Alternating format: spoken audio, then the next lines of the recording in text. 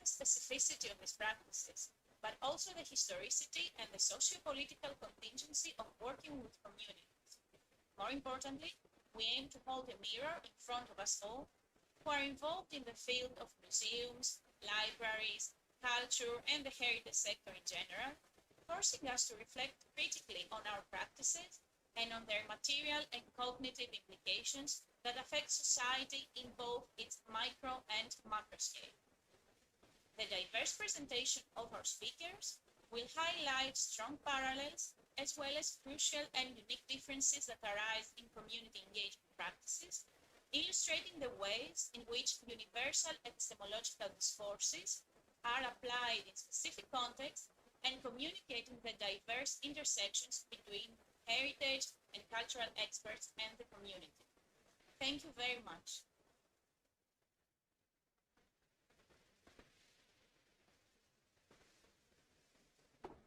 Thank you very much, Lena Stefano, for this wonderful opening presentation.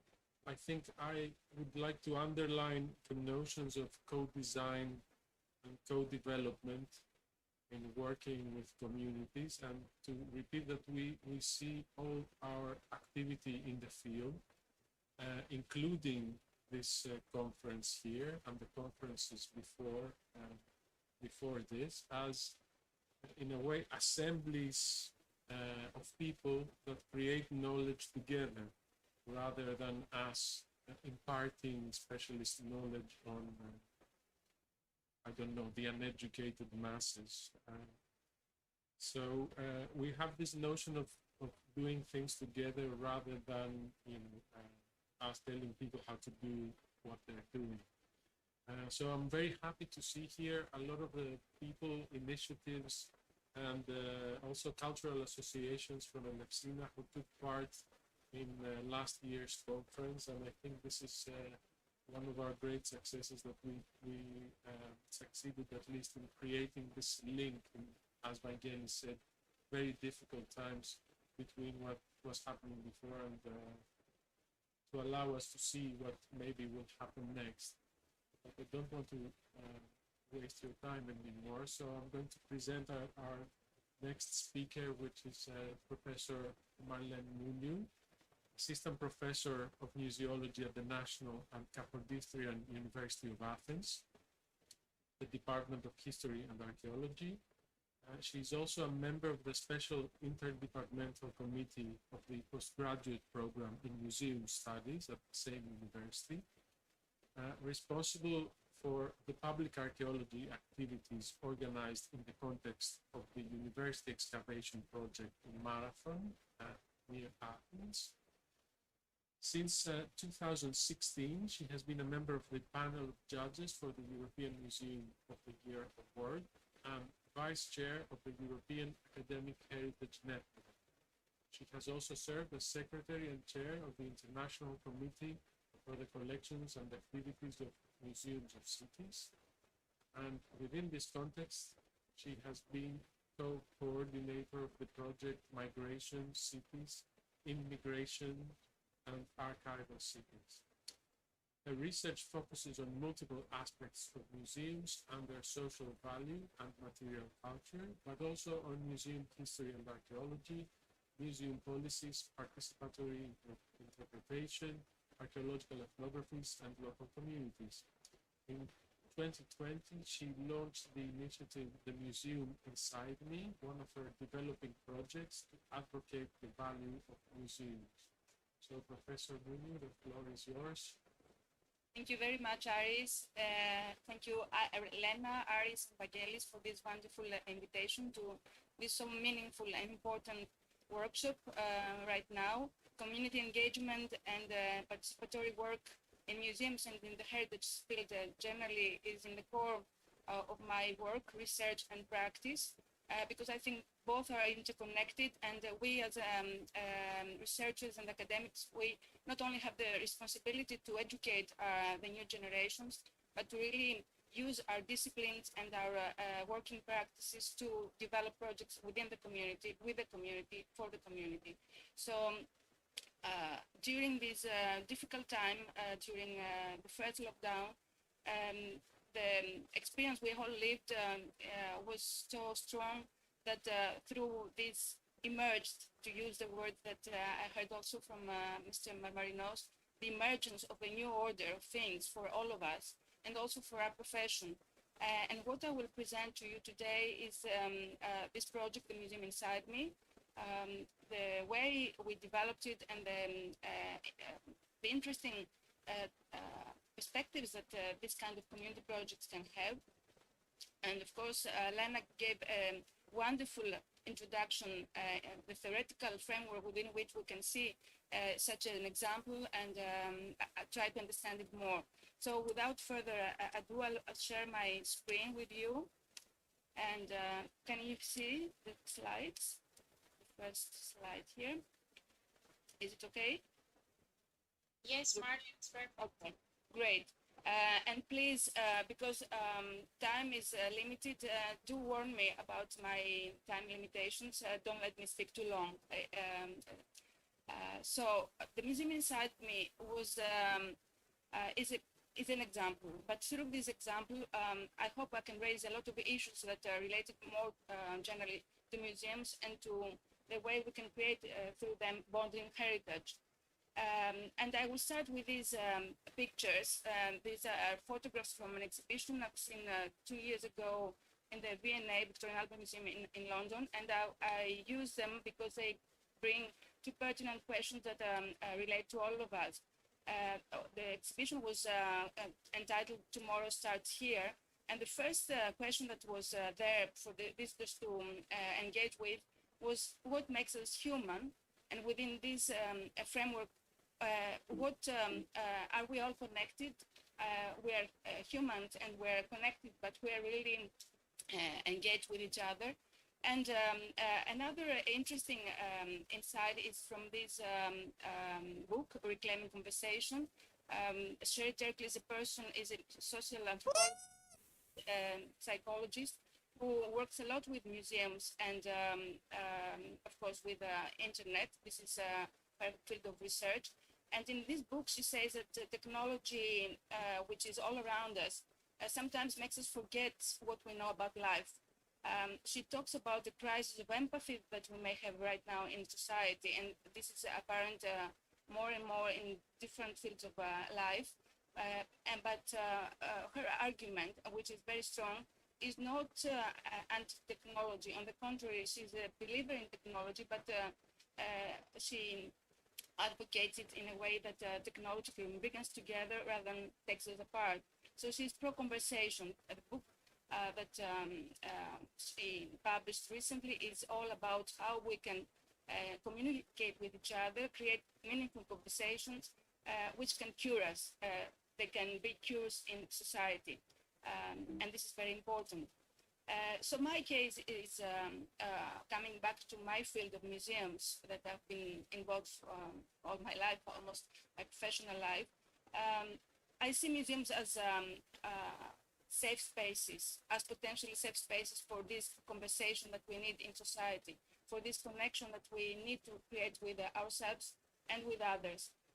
And why is that? Because museums, among other things, have collections, have objects that can bring a lot of different stories to the foreground, stories that can connect us, can provoke thinking, can create feelings, can be the conversation pieces, as we say, the talking objects that can trigger meaningful conversation. Of course, museums now, during this pandemic, have been facing a lot of challenges, and we know all that since from the lockdown, the first lockdown, 90% of all museums globally have closed down. This has never happened before. It's the very first time after the Second World War that museums face this difficult reality. But a difficult reality that succeeded at another interesting and huge challenge for museum sector. We have been discussing for some years now, and you see in this picture the big assembly of the International Council of Museums in Tokyo last September, where we were debating peacefully about the museum definition, how we could develop a new definition for museums a definition that would focus a lot on the values of the museums, on their polyphonic, democratizing, inclusive character. A museum that we know that we can have. A lot of museums have been developed in this engaging and open way, but we need to focus more on these aspects, and we need to really work much more on community engagement and social meaning for museums. So during the first lockdown, at the very beginning, one night as I was working with two colleagues who invited in one of my courses, and we're talking about a lot of other things, there was an impromptu idea that came to our mind, how we could create a platform, a museum inverted commas, because a museum, I think, is not just a physical space. It's an idea more than anything, a concept through which we can work about life.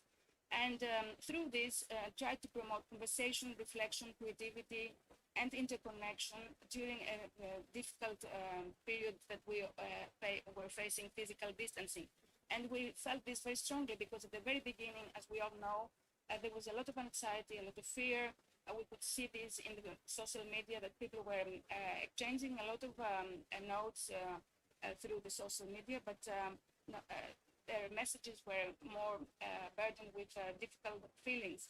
And we thought that museums can be healers, can be these bridges that can create the conversation that we need and create an antidote for this isolation that we felt that we would experience more and more.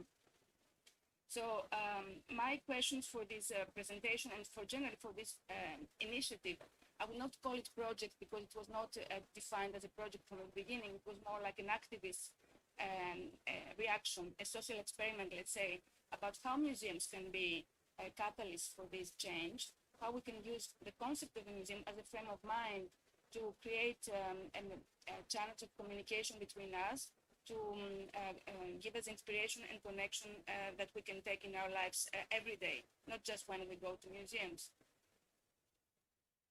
So we created the museum inside me. You see the logo here, finished, but there was a process to understand how we would do that and how we would name this initiative. This thing fits well this dual aim, objective that we set for this initiative. We wanted to create a museum of positive thinking composed of 2 photo collections in Facebook and Instagram. We wanted to use social media for free of charge. We didn't have a budget. We wanted to just explore the possibilities we have through the internet and create the museum that could bridge us in this communication during the difficult period of lockdown with the values of participatory work, very anthropocentric, very people-centered, to widen up our role, the activities in society, to enhance the exposure of museums in the public domain and their relevance in everyday life. So I gave already some outline of the principles behind the creation of the project. I'll go quickly through the practical steps we took to make it, some things about its content and meaning, the potential social impact this project could bring into the community, and how we can see museums as connectors within society as a conclusion at the end. The Museum Inside Me launched its first invitation to citizens at the end of March 2020 with this note. It was a short and straightforward note about how museums are lovable places and how we felt that we needed them in our life. They were closed down, but we didn't want to close ourselves out of the museums. So we gave 2 lines of, let's say, inspiration to the public to think about museums. One, that museums are also our own homes. They're full of memories, personal stories, full of interesting objects that we can rethink about them, see them in a different way as museums of ourselves, as the museum inside our houses. But also museums are in our memories. We can dig out these memories from our photographic albums and create a collection of photographs in Instagram that would present us in museums. The project was launched at the end of March. Today, our followers are quite numerous, and we had a lot of interaction through the Facebook site, but also through the Instagram. The collection that we started creating from day one was incredible. In the first 4 months of its operation, we had more than 170 objects and stories collected in Facebook, which were objects and stories from everyone, not from museum professionals, not from professionals in the heritage sector, and that was the value of this project. We wanted to engage everyone to think about how museums tell the stories of our lives, be them archaeological, historical, ethnographic, or the museums of ourselves and our houses. So there was a lot of interactivity at the beginning, especially because we felt that citizens were almost waiting for this initiative to happen. They immediately jumped into the opportunity. I present you here some of the stories, some of the objects that they shared with us. Their stories, the short text that went with the photographs were very evocative, very interesting, very well written, but with a personal tone, not with an academic language that sometimes makes the distance between the professionals and the society bigger. The Instagram initiative was, as I said before, photographs of museums with us inside, interacting with the museum space. The project in the Instagram was also very successful. There were a lot of interesting uploads in the stories of individual profiles. Then we harvested these stories in our own profile, the Museum Inside Me, and the objective behind this was to create positive memories about museums, to recollect memorable museum experiences, and to keep the passion of museums alive.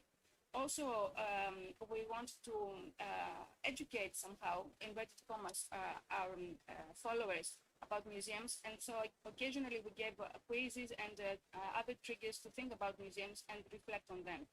Our project attracted media attention. We gave a lot of interviews to the journalists and to the radio. I think because the project itself was so personal driven, it was so humanized in its identity. Also, it is inspired teachers to use objects with their pupils. As they were also in lockdown, they wanted to create learning material for their students. One example I present here from a teacher in Volos, who was an ex-student of mine, who created a beautiful project with his primary school pupils around it, and created a tool to use with the family. So intergeneration community engagement as well. We also wanted to bring the community we created, this virtual cyber community, together on the Day of Museums on the 18th of May. So we organized a public speech, a public forum with different followers and donors of museum objects in our Museum Inside Me. And the conversation was very interesting, very lively, and it's still available on YouTube. So what did we harvest from this experience? We harvested quite a lot of interesting insights. We also launched in June a survey with our followers to sift through this survey what they really gained from this project, if there was a value in it, so that we can continue it after the lockdown. The core that was that not only they felt it was interesting, joyful, they passed some good moments doing things in the Facebook or Instagram page, but more than anything, I think this project sparked their positive thinking about museums, and also gave them a lot of healing moments. We had these findings that they felt that the project not only was original and interesting, it's very soothing and necessary as a healing process. There are lots of questions we can raise about the project. What kind of objects we collected, what kind of stories, if there were any difference between the stories shared from men or women, or from different age groups. or professional backgrounds if we can gather some information about our users, what kind of stories we had in Instagram, and more than anything, how we can capitalize, leverage this project in order to make it permanent, sustainable, and create an online community for the future around museums. It's not about any specific museum, it's more about the concept of museums and the value of museums in society. And I will finish with this slide. During the period of lockdown and still today, there are a lot of different discussions about museums. It's amazing how this crisis triggered, as never before, our thinking about how museums can change and be even more socially engaged. This survey was run by the Museum Alliance in United States, the Alliance of Museums in the United States, and what presents is very interesting. The followers of this survey in different questions answered that museums, more than anything, more than learning spaces, more than spaces of enjoyment, during that period of difficulty, there were spaces of escape, of creating hope and creating connection between society. So what came out was that museums are really this third space in society where we can continue being connected with each other and develop interesting and important conversations between us, and through them bring hope to society. So our project, together with many other projects that follow these values, encouraged active creation of narratives and meanings, created bonding heritage that can give us a lot of support, not only cognitive, but more than anything, psychological support, be incubators of empathy in society, and at the end bring hope and give us the healing that we often feel when we go through hardships. This is a hardship that we experience as a collective, and perhaps that's why the changes are now so much stronger and rapid. But this was an ongoing process for museums and for the cultural sector already ignited some years ago, but now it's the time to really make a big change that we need. So thank you for your listening me, and I'm really looking forward to your questions and to your ideas about the project and how we can develop it more.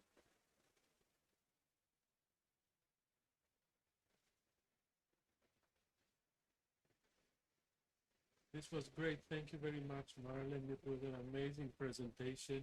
I would like to dwell a little bit on the notion of the anthropocentric. We're going to discuss this a little bit more in the question time, because we're not doing questions now. I would just like to point out that sometimes in heritage we give a lot of emphasis on the local and the place specific, and we forget those elements that constitute a common theme between people, a common link between people. So I very much like this notion of the question of what it is to be human. I think this is an era and an age, especially after COVID-19, that this question is even more pressing. In a way, this situation has rendered us apart and at the same time brought us together, in our common humanity. So thank you very much. I'm really looking forward to questions myself. This was an incredible project.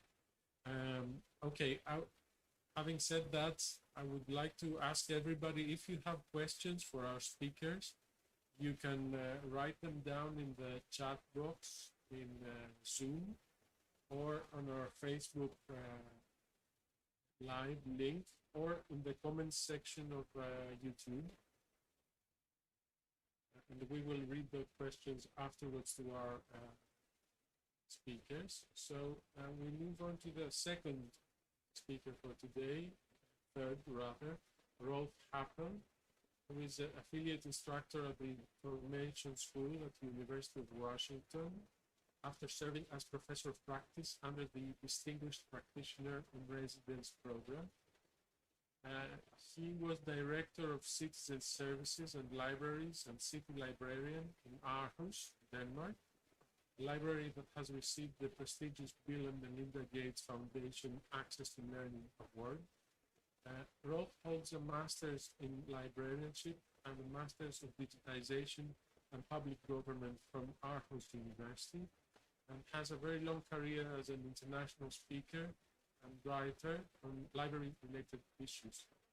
So Rolf, the floor is yours. Thank you very much, Aris. I will start sharing my screen and the presentation that I have prepared. Rolling here. So all the images that you're going to see are from my library back in Aarhus, and shows some examples of how we have been working with community engagement in general. So this is from our main area in the library. And I'll just start with the definition that we have worked with for community engagement: a dynamic relational process that facilitates communication, interaction, involvement, and exchange between an organization and a community for a range of social and organizational outcomes. So our starting point was that it was very easy to see that the general civic engagement was kind of eroding in society, and we needed some kind of cure for that. We were thinking very much about how can we go from just our interaction with the general public being informing and giving access to information to a more interactive way of working with communities. So we would go from informing to involving. Instead of giving just access to information, we would facilitate exchange and sharing. People were alienated to politics. We wanted civic engagement. We wanted active participants. We wanted to build social coherence rather than seeing that social capital in society was kind of eroding. So trying to make our mutual problems not a problem for politicians or civic servants, but make it our mutual problem. Moving the complexity of society from the expert domain to a kind of public domain, looking for opportunities rather than just being concerned. So we were, of course, using the public participation spectrum, where I would say in the starting point was we were about informing and consulting, and that was not only the libraries in Denmark, that was the general public sphere. But we have certainly moved up to a much more collaborative and empowerment-oriented way of interacting with our communities. And what does that look like? These are just examples of co-creations in the library. Here we are working with young people, doing workshops and using the library facility, the different meeting rooms and so on, for these different formats of human engagement. Here we are doing idea pitching sessions with the general public, doing user-driven design. We are embarking on a new way of distributing children's books in the local society, and we are working with mothers and fathers in the local community to find the best way. Working with focus groups, doing World Cafe idea workshops for different developments in the local communities, vision creating with the general public, and facilitating all kinds of different formats for ideation and for finding solutions to different ways. Whenever we launch a new service, a digital service, for instance, we would do a participatory design, a number of sessions, and in this case, it's usability testing, elderly people for one of our digital services. We work with children. The children are our prime users, and they will use the libraries for most of their lives. So it's important to have the children's voices. In this case, it was about building a new main library, And you can see the guy on the left-hand side, he's documenting what the kids are saying while they're building it in cardboard. So we get their expectations and embed that into the architectural competition. A download session, this girl, she was talking about, she wanted to hear birds singing in the library. And eventually we couldn't figure out how to work that in the beginning, but eventually we installed 2 soundscapes in the library that can emulate bird singing. So the different formats could be seminars, election meetings,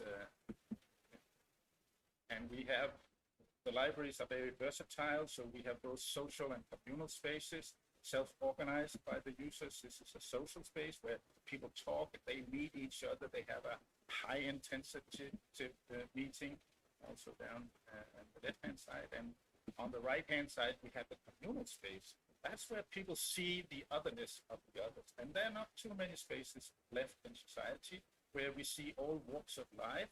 We don't have necessarily to engage or talk, but we see the otherness of the other, see that they are no threat to us. They are also people, they have aspirations and lives just like anyone. So in that sense, the libraries are really important physical places, bridging and bonding in the libraries, using creative play as a vehicle for development and creation, engaging with elderly, going out of the library, finding out what the aspirations and ambitions are of elderly people, doing homework with visits to understand the reality of people, to build new services together with people and have their say into it, and doing social activities and bridging with the community. So a specific area that I have very much encountered when I was in the US for 2 years, working as a professor of practice, is of course the enormous social challenges. We don't see them to the same degree in Denmark, but they certainly are there, of course. And in general, we see this enormous economic shift from the post-industrialism, new types of jobs. A lot of people have challenges adapting to new realities, and that is costly. There's a lot of underserved communities, particularly in the US, and the libraries are playing a very active role in creating relationships with socially excluded people, working with excluded communities, trying to respond to their library services wants and needs, and identifying systemic barriers to library use for socially excluded people and trying to erode those barriers. So it's very important for the libraries to have these policy issues debated, and also being a vehicle for promoting these problems also to higher level decision making in society. So in that sense, the libraries are also being a kind of a bridge, you could say, for that kind of discourse. So what we do in libraries is to from a point of view of finding the assets in the local community and work in partnerships with different assets. It could be individuals, it could be NGOs, it could be associations, it could be organizations, it could be schools and businesses, etc. So the library is a part of, you could say, a network of assets. In almost any community, there are these different assets that could be activated. If we work together on common goals, aims for development of community with the community, there's a good chance that it will happen. And this is how it looks in Aarhus, where I come from. So we go out and work with the local communities. Sometimes it's very important to identify also communities that sometimes are being sort of squeezed out. Here we are talking about the plus community. So there are different roles that the libraries play in terms of when we look at the perspective of community engagement. So one is the library as a first responder and safe place.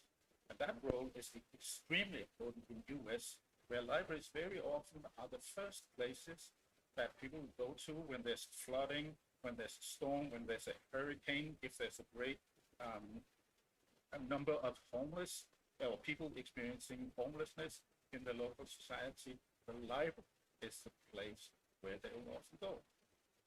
And because of that development, the libraries need to develop also their practice as first responders and safe places. There's also the issue of what you could call a local cultural heritage. The library as community memory bank, because there's so many communities that are not registered, that are not, their artifacts are not put into museums. Their stories are never told. So the libraries act as a place where these narratives can be built and there can be created a kind of a history for this local community and the people of it. And then we have the role of the library as a democracy hub.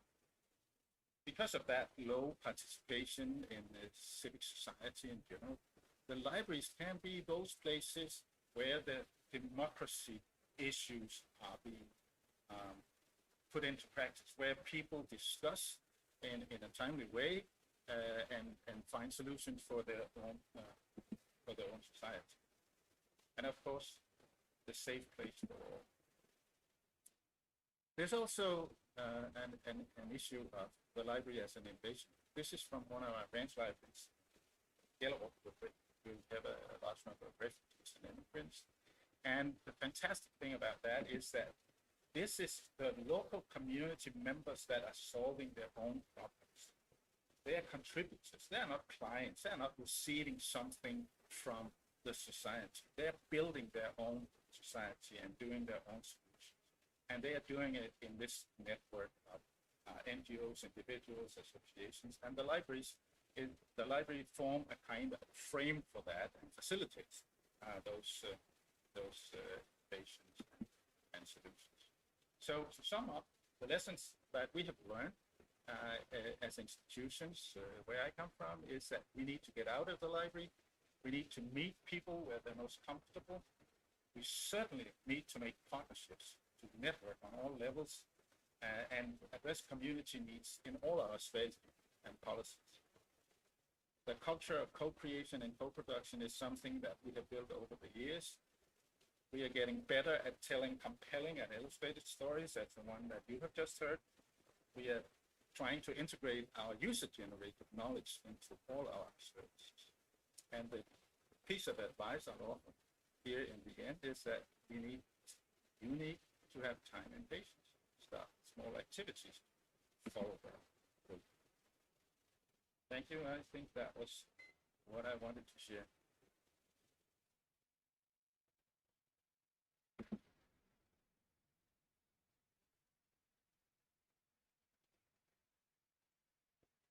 Thank you very much, Rolf. That was hugely inspiring presentation. I'm very pleased to see libraries. Libraries are my favorite places, by the way. I love libraries, all those books, all to myself. But it's great to think of a library not as a passive place, as a storage for books and learning, but as a very active organization that reaches out and tries to include people in, as you said, solving their own problems. And I would like to emphasize this notion of a safe space that Marlon also mentioned. You know, those institutions that we see as basically being there as, you know, something removed from society where we go in special occasions. Their opportunity to act as, you know, open spaces for people to come in, maybe even sit down and relax and, you know, chat with other people, meet other people from all walks of life. And I really love this, you know, idea of a library as a first respondent, first, you know, the place where people go when they're in need. So again, I would like you to remember to write all your questions and the issues and observations for our speakers in the the chat box or on our Facebook page or in the YouTube channel comments. So we're moving on to the next speaker, which is Elgidius Tsubaki. Elgidius is an archaeologist. He's a heritage scholar and National Geographic explorer based in the Department of Archaeology and Heritage Studies at the University of Dar es Salaam in Tanzania, where he works as a senior lecturer. He explores theories, methods, and practices that aim at decolonizing research, interpretation of research data, and the writing of African pasts. For the past nearly 10 years, he has devoted his efforts to conducting research, training students in heritage studies, and has established community enterprise at various heritage sites in Tanzania, all aimed at building community's future while serving heritage locales. Elgidius, whenever you're ready. Thank you very much, Aris, for inviting me in such introduction. And I'll be sharing a screen. Not sure if I hope you can see all. So I am excited to join colleagues and members from across the world to try to discuss issues of heritage and heritage management, particularly focusing on the local communities and what we can gain from them. So for a few minutes, I'll talk about the roles of heritage institutions in fostering community engagements, and I very much focus in Tanzania, try to see what is happening and how we move forward so far. So the issue of heritage and particularly community as well is no longer local.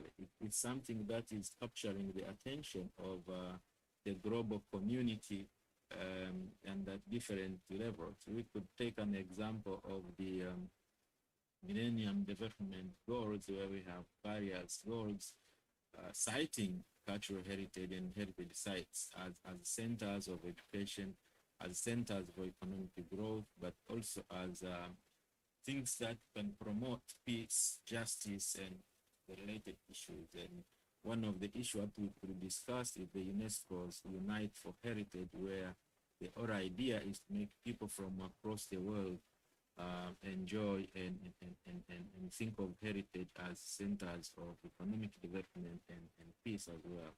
In Africa, there is Agenda 2063, which is the agenda specifically aiming at seeing certain developments by 2063, when the African Union will be reaching 100 years since its form. So this agenda has got 7 aspirations, and among the 7, aspiration number 5 wants to see Africa with a strong cultural identity, common heritage, shared values, and ethics, in the sense that people's diversities in culture, heritage, and language should be the strength of making these people come together, celebrate their heritage, and enjoy what nature and culture has given them. So because of recognizing such kind of importance of heritage to the community and to the society in general, Tanzania is really committed to seeing heritage becoming the source of pride among the people. And this is articulated in Article 9 of the Constitution, that activities of the government should be conducted in such a way to ensure that the national wealth and heritage are honest, preserved, and the pride for the common good. And such interest is very much ongoing in other national documents that we can talk. For instance, in the tourism sector, the desire is to utilize heritage and make sure that it becomes a source of or engine of economic development. They want to make sure that they are promoting heritage for tourism so that it can raise the number of tourists from 1.5 to 5 million by 2022, rise the income from 2.4 billion to $6.1 and create jobs by 12% using those kind of heritage. To make sure that we achieve that, there is very well articulated policies like the cultural heritage policy, which wants to use heritage to improve the livelihoods of people through contributing to the economy and such kind of things. So all these initiatives and strategies, they are aiming at making sure that we have at least heritage that we protect and use it for economic gain, and to ensure that there is inclusion of cultural heritage and culture within the development vision 2025, when Tanzania was expecting to become a middle income country. Now, how do we achieve all these if we are not engaging the community? And what exactly should we do if you really want to get at a point where the community is able to engage and see the value of that particular heritage? And it is this community that can tell us what exactly do we have in terms of heritage, how many, where are they located, in what condition, and how should this be responsible to protect all this, so that we can inform the general public, including the global community, of the heritage potentials, protect the heritage for posterity, but also make sure that we have a soft copy of the heritage that we can show to the future generation in case the hard copies cannot be available, or they are destroyed because that may arise. So because of that, there are various heritage institutions that they are injecting their energy, their time, and their resources to make sure that heritage is protected. For instance, we have the Department of Antiquities within the Ministry of Natural Resources and Tourism. We have the National Museum of Tanzania. There is a special fund which is dedicated for funding activities on heritage. There is academic institutions that are working very hard to make sure that heritage is protected. Government and non-government organizations, but also various ministries are injecting their energy to make sure that heritage is protected, preserved, and shared for the public interest. I will give two examples here on how the institutions provide roles and ensure that heritage is protected for the general good. One is the Department of Antiquities, and this was formed in 1957. And the major goal was to make sure that the cultural heritage of Tanzania is protected and preserved for the general public. And that is effected through the laws which are still operational. For instance, we have the Antiquity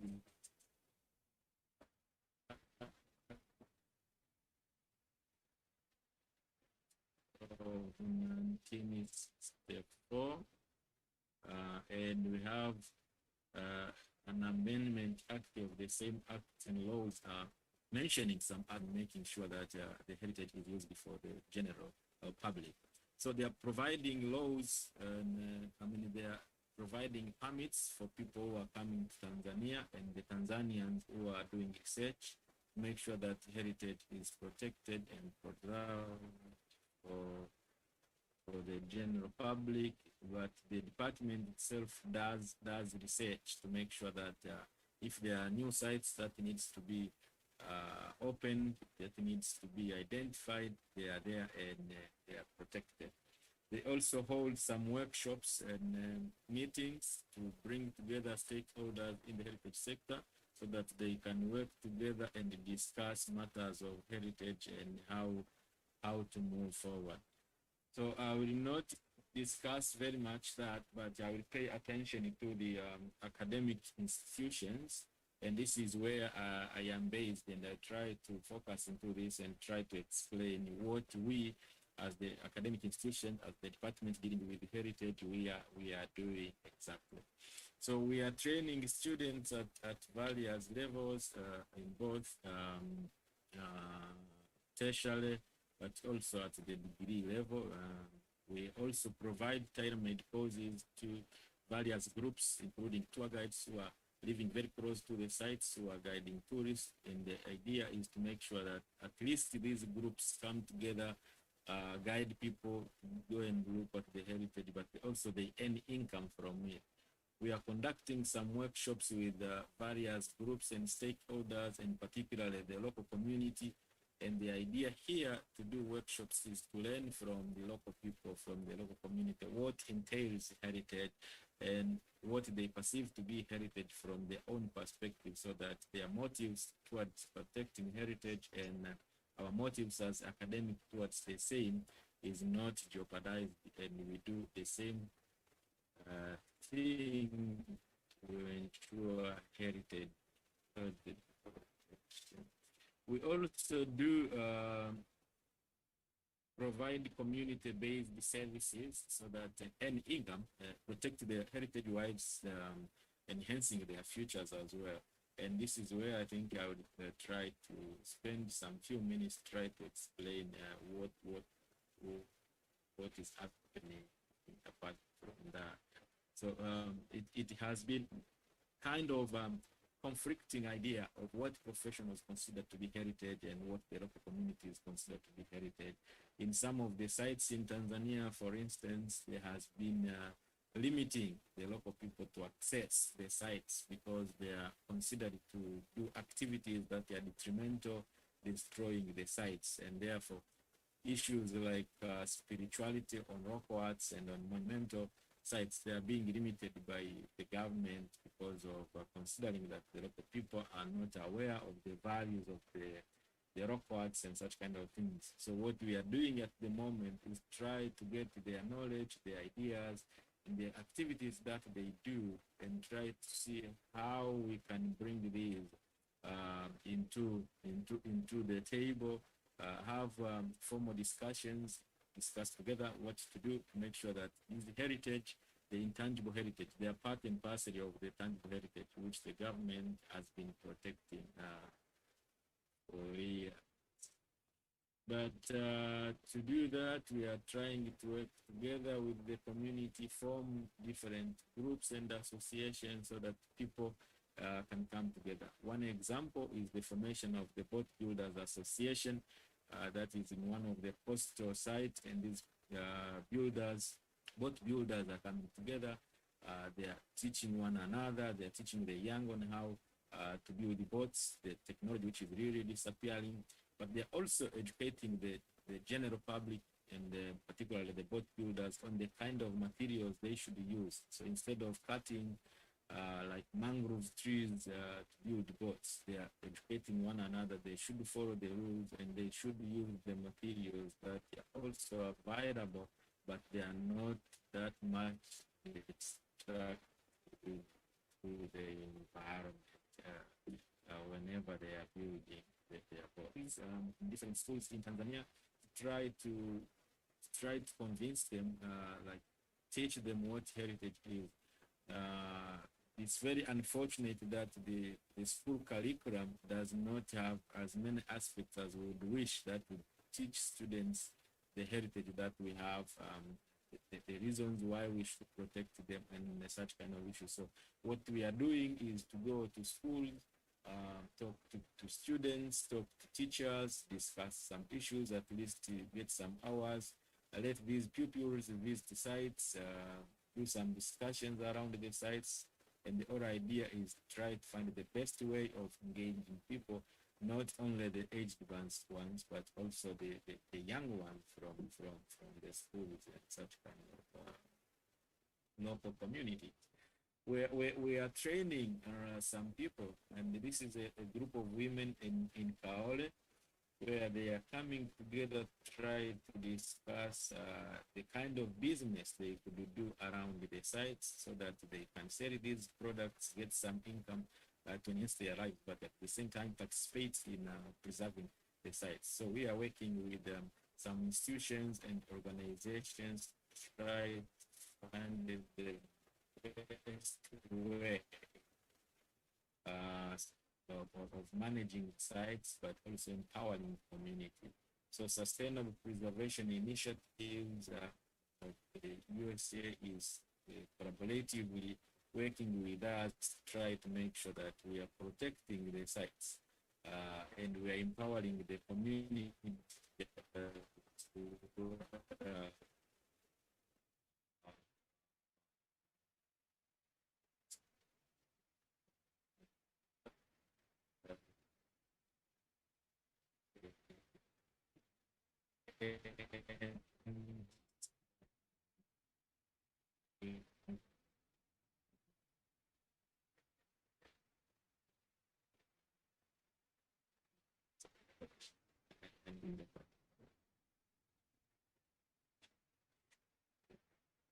I'm sorry, Elgidius, I don't think we can hear you very well. I think the connection is breaking off.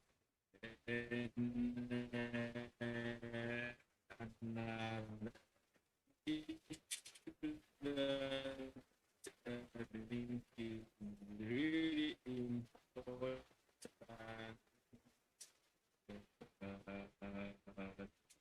discuss is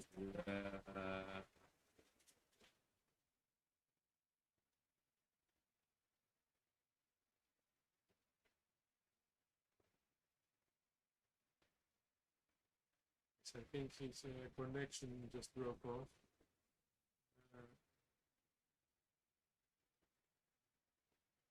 This is the difficult part of doing online conferences. A lot of people coming in from many different time zones and many different connection speeds. Elgidius, you're back with us. yes, can you hear me? Yes, it's better now. Yeah, sorry for the internet connection.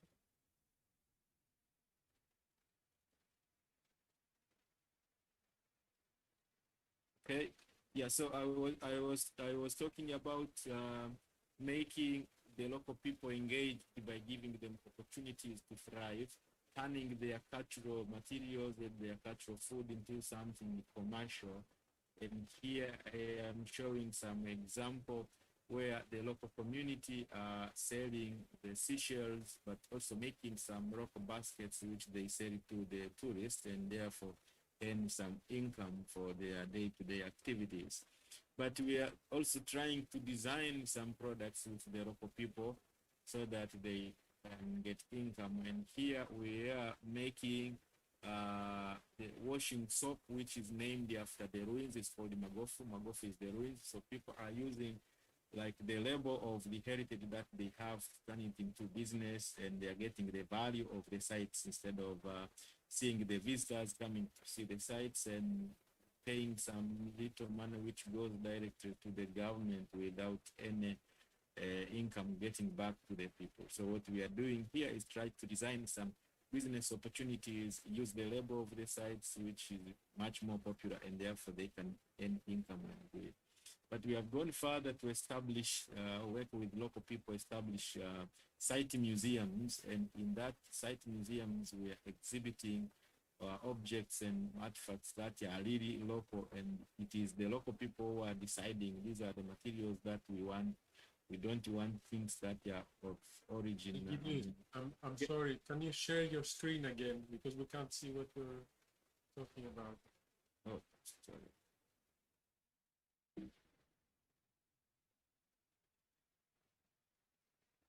Just a minute.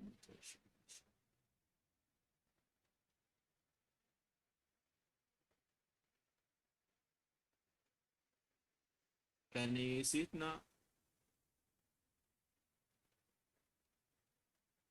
Okay, so this is what I was talking. These are some of the marine shells that these people have been collecting for years as their normal cultural food. So we are trying to give them some workshops and training them on how these foods will be turned into economic opportunities, which they sell to the people and make sure that they are earning some income.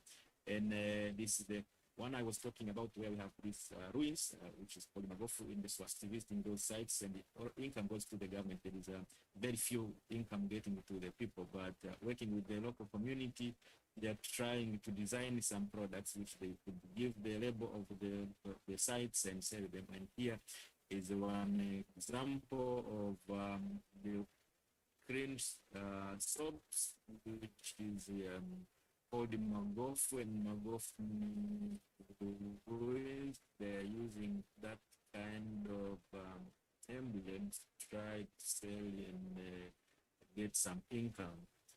There is another issue which is extremely important, co-creating the site museum, where the products of rock origin they are being exhibited, and the local people are the ones who are designing and thinking what kind of things should we put in the museum, instead of professionals coming out to design the museums. They can visit the museum, they can bring their kids, they can use these as training centers instead of the museums that are of national oriented.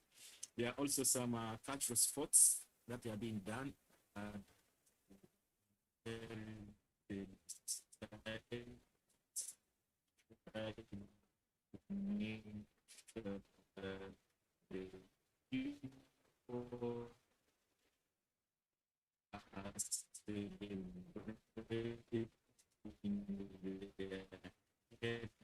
Videos, you're breaking off again.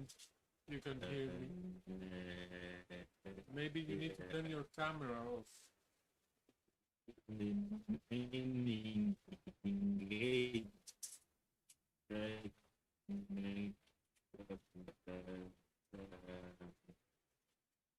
What is being valued as heritage is not ending in the brain, but is also being celebrated and enjoyed so far. And finally, what I want to bring you Algidius, can you please turn off your camera and just share your screen? Musical heritage. No?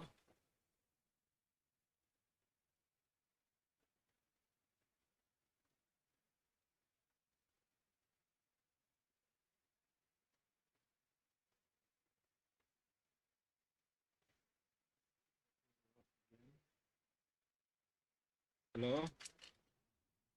Hello, Algidius, if you keep your camera off, but just share your screen, I think the connection will be less taxed that way. Okay, just to finish up, I was on the final slide to end up, but I was talking about musicalizing heritage, where we have lots of youth who cannot read and they cannot visit the museums, but they can still listen to the music, watch the video on TV, and therefore recording the sites and using this popular local music in Tanzania. It has been very useful to bring people together, watch the heritage on the television, and try to give some comments as well. That's what I wanted to share this morning, and sorry for the internet problems.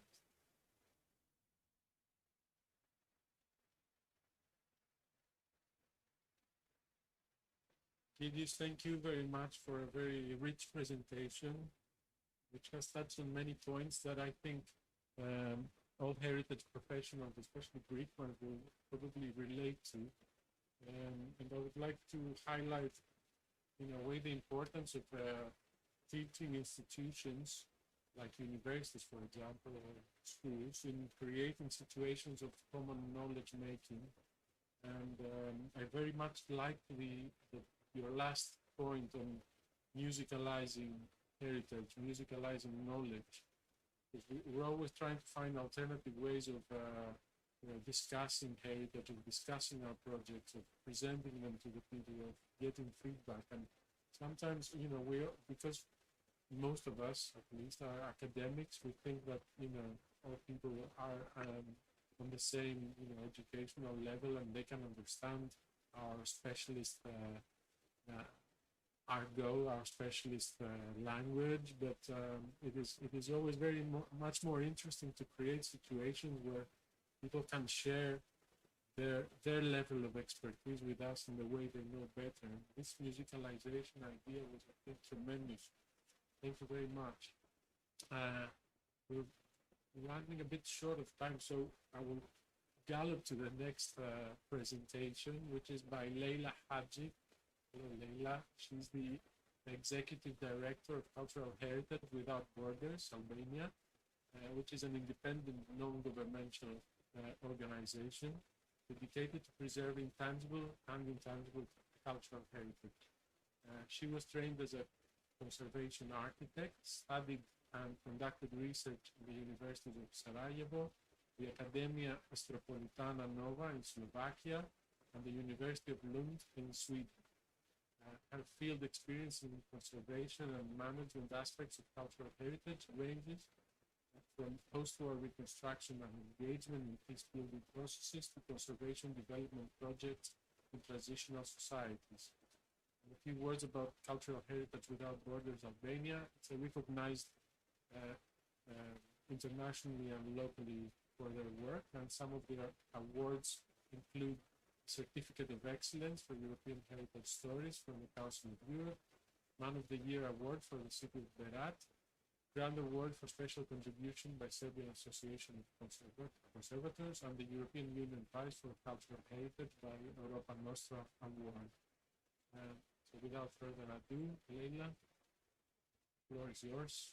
Thank you. Good morning, everyone. I'm just going to share the screen. So I hope you can see the presentation.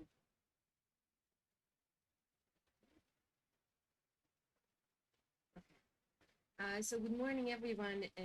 I need to say how impressed and inspired I am from this morning presentations and different views and different encounters on how we are conversational and how we are professional and how we engage wide arrays of communities around us into what we do, and also where we create together those narratives is something that will definitely remain with me for some time now. And I must say as well, in these uncertain times, listening to you all has been truly a treat, as I think that's what I have been missing this whole year. And I really find this morning extraordinarily rewarding. So thank you to all the speakers. And I also particularly would like to thank the organizer for pulling this together and for as well inviting such an interesting and inspiring speakers. So yes, my name is Leila, and I'm going to be presenting the work of Cultural Heritage Without Borders, and as well be highlighting some of the examples of our approach on engaging with communities around us and around the project sites where we are engaging. So Cultural Heritage Without Borders is a non-governmental organization that has been working in Western Balkans for last 25 years. And we are working with preservation of cultural heritage in its broadest sense. And as you can imagine, working for 25 years in Balkans does affect your way of working, and as well challenges you, and as well makes you shift and change, adjust. And that's what we have been experiencing for this time of work we have spent in the Balkans. But what I think that is something that has become extraordinarily clear in the boundaries, kind of in defining the boundaries of our work, and as well in defining what we do, is what we are actually providing a ground and providing a platform of every project that we do, be it a conservation, be it a management plan, be it interpretation plan. For us, that's an opportunity to engage with young professionals, with children, with community members, with craft people, and actually allow to all of us and kind of provide to all of us an opportunity to learn together, to engage, to thrive, and as well to empower each other through this process. And I think that's very much the backbone of our work.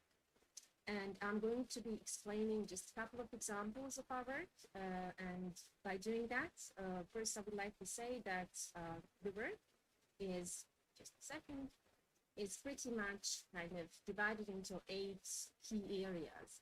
And throughout those key areas, they are very kind of professional in terms of their naming. But that's just the title, because that everything that goes in the background and everything that goes under the surface is what actually brings the results within each of these areas of work. So let me start with the practical conservation. So that's the pillar of our work. So we are a professional organization, and majority of us are architects, and we engage quite largely with conservation of heritage assets, built assets. But the way we engage is that we are actually working directly with the owners and discussing and defining with them both the conservation approach and the methods, but as well, with their permission, then we are using their sites to invite professionals and craftspersons who are then learning throughout the processes of physical conservation and physical material.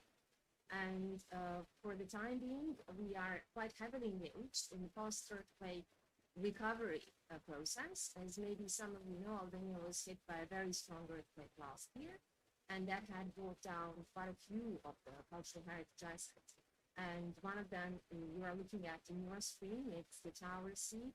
It's the 5th century tower in the Fortifications, and it has partially collapsed. And for us, the key now to this conservation or to this reconstruction is to actually engage as much as possible, both with young professionals and senior professionals, but also with community leaders. As through the different phases of work that we have been encountering until now, we have had many passers-by trying to tell us how they feel about this and what needs to be done with this particular asset. And that's what I think is something none of us should forget, that we go through the trauma of heritage loss together, and it affects us in ways that we cannot really even begin to understand. And therefore, the reconstruction and the aspect of rebuilding this needs to be done together, because the process of healing is something that definitely cultural heritage can provide for. And another area where we engage are the areas of the management plans and management planning. And this is one of the areas that we are really keen to work as much as possible, because we have understood that besides the physical conservation, what is extremely important is, of course, the envisaging for the sustainable future of those sites, and particularly of the sites which are conserved. And one of the examples of those management plans we are looking at the screen is the management plan for Butrint archaeological park, which is a World Heritage Site. And this was a very important project because this was the first plan that was actually approved for this site.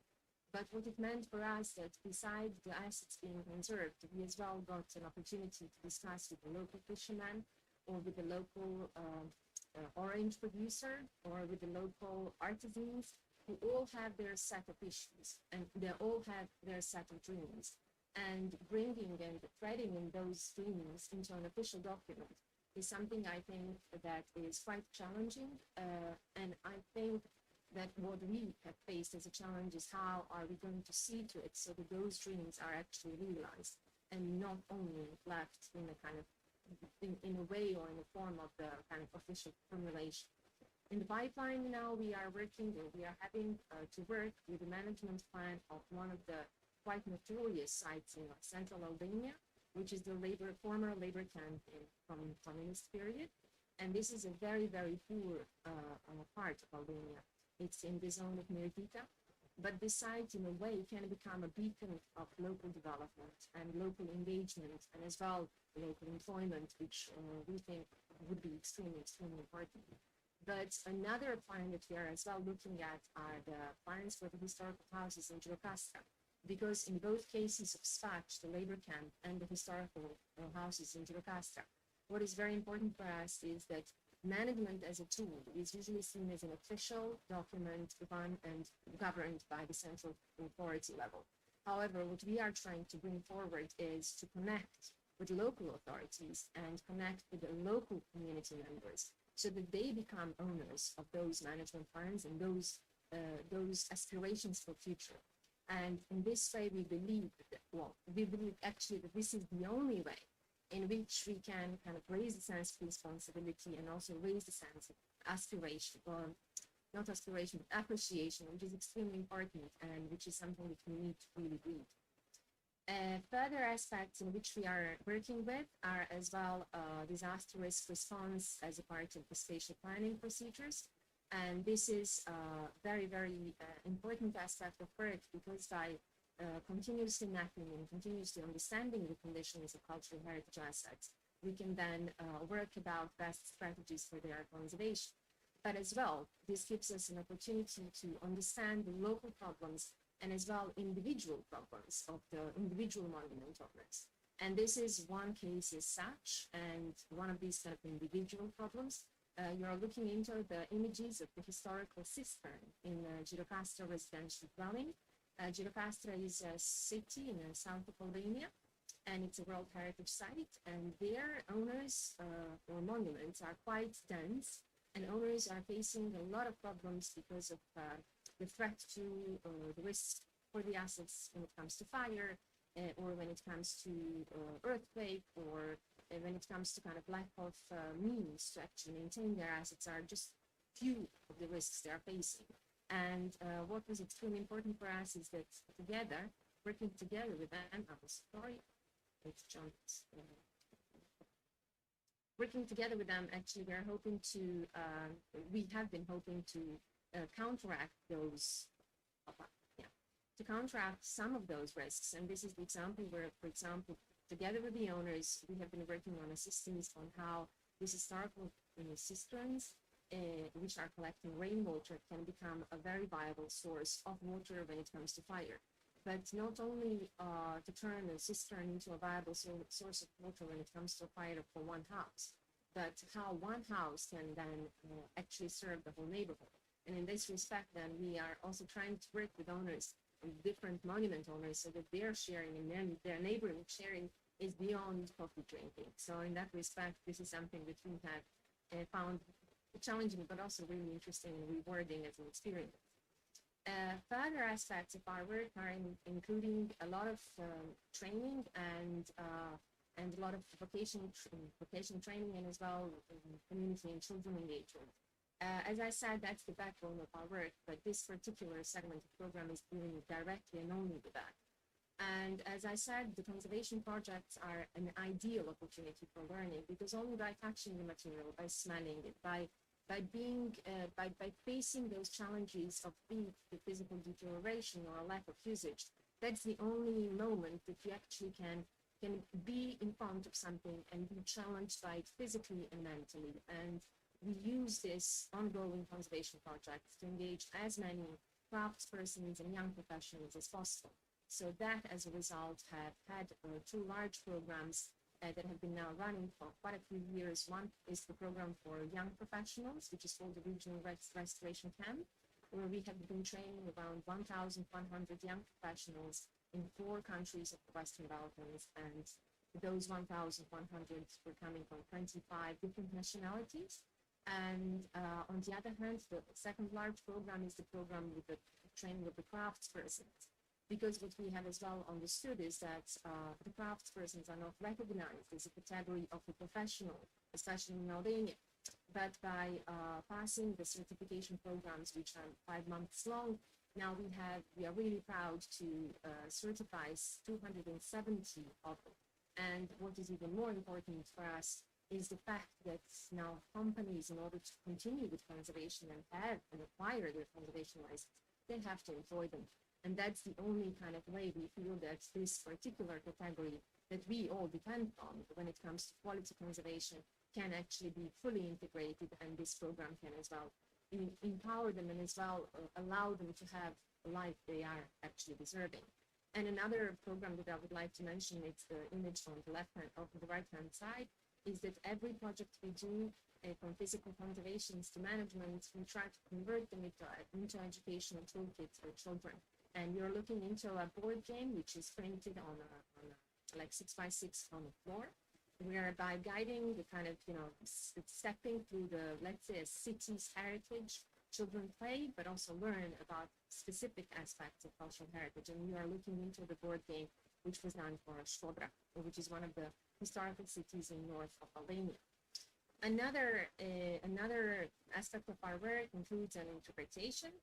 We as architects, we are sometimes extremely narrow-minded, and as well, we only can see, you know, what's the dimension of a plan, or what's the detail of the window on a facade. But then we, through time, understood that that's maybe not the essential information that everybody needs to know about.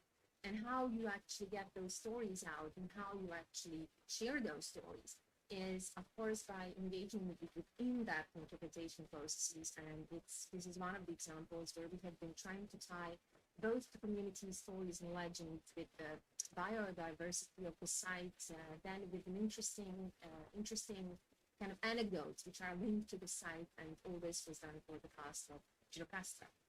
Then one more particularly important part of our work is something we call the site development, but it's not a classical site development. Because, as I said, kind of while working with assets and while working with kind of tangible and cultural heritage sites, it's extremely important to engage with and understand who actually lives behind that door. But not only who lives behind that door, because what we have realized is that everyone, pretty much everyone who lives behind the door of a historical house, she always wants to get engaged in the processes of preservation and processes of tourism, etc., etc. But where we were making a mistake before is that our approach was kind of tailored just like one size fits all. And this is, I think, the mistake that many are doing. But what we have realized is that we have to go a little bit deeper, and we need to understand each individual skill set of each of the local monument owners in order to see the ways on how to engage them in both processes of preservation, but also processes of tourism. Because, for example, many of the monument owners, they want to open their door to tourists, but maybe not all of them want to have it as a hotel. Maybe not everyone wants to cook. Maybe not everyone has a skill to offer.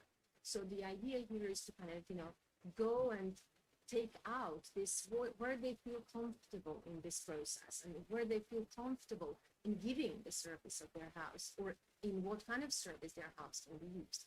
And this is where we are trying to work a lot with the social mapping in terms of skills and understanding kind of what owners can do for their own assets and for the assets of the kind of whole city, in order to kind of provide for more of a layered visitation, and also interest for tourists and for the local economies. Another interesting part of our work is that, where we find it interesting, is that so beside this encounter with the community and how we kind of work together in order to preserve assets and also utilize those assets for the best of their being, there's also this other side, and that is that there are as well community members and as well different groups of professionals and individuals who have in one moment in their life been they were privileged and they were helped, and they as well now would like to kind of give back. And this is where we have been working quite extensively with the Fulbright Alumni Association from the US.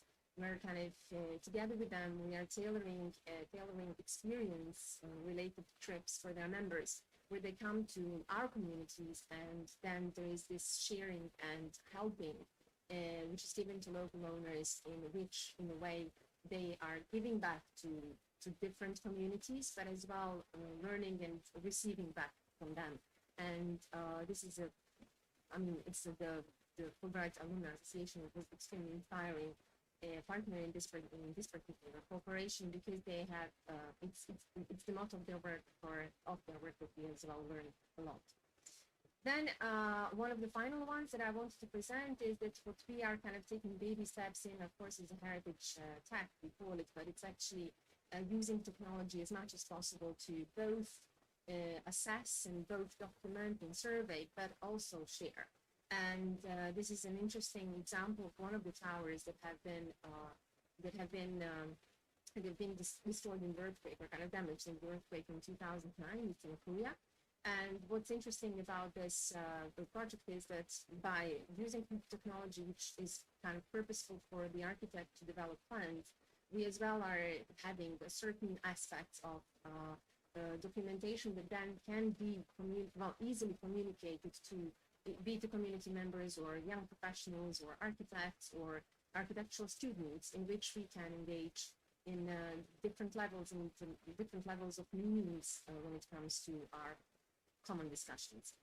So our ways forward, and to conclude, we are hoping to continue to be relevant, meaning to answer to the needs of the communities as well as our partnering organizations and authorities. And we also would like to continue to stay on the ground, to be on the ground and be hands-on.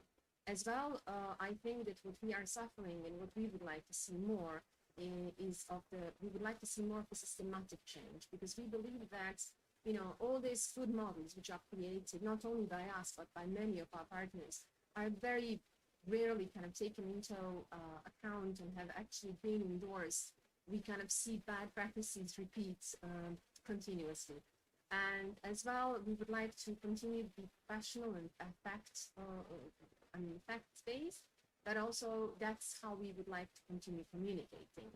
And as well, staying professional, but also conversational, meaning that, you know, we don't keep our kind of blindfolds, but we engage and we continue to provide opportunities of engagement is something that we will definitely continue to work with. Thank you very much for your attention.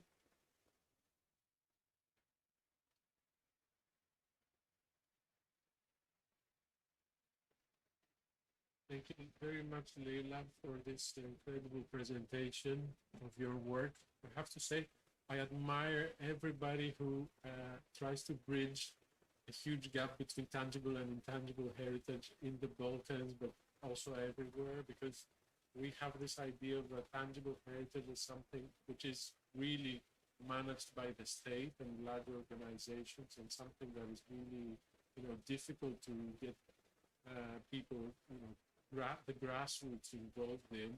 There are so many resistances there.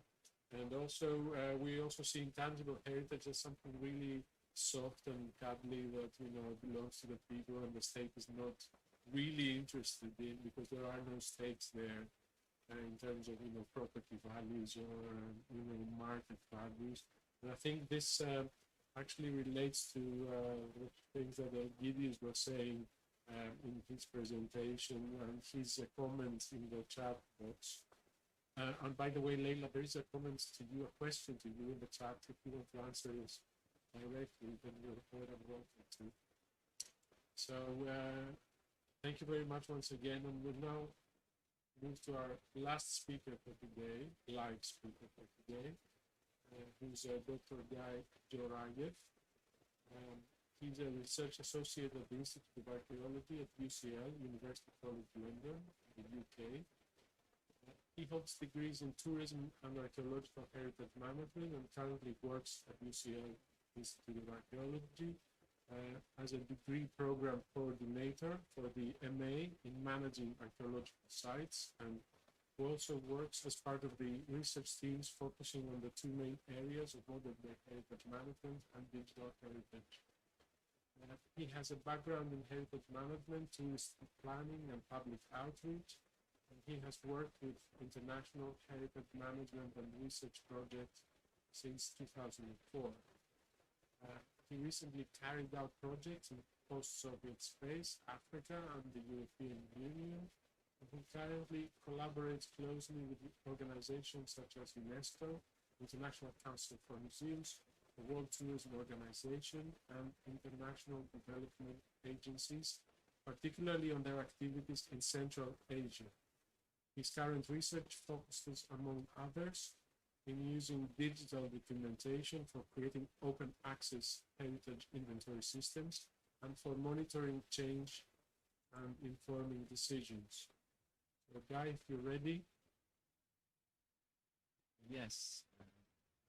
I hope you see my presentation.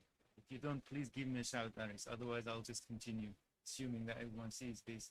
Hello, everyone. And really great to be here. And it's a very difficult act to follow such an excellent range of presentations today, especially the last two coming from Tanzania and Albania, both places I had the pleasure to visit in the past, and I was really impressed by the presentations today of colleagues, but also by the heritage represented in those countries. So today I would like to talk about Central Asia, the region where I spend most of my time working these days.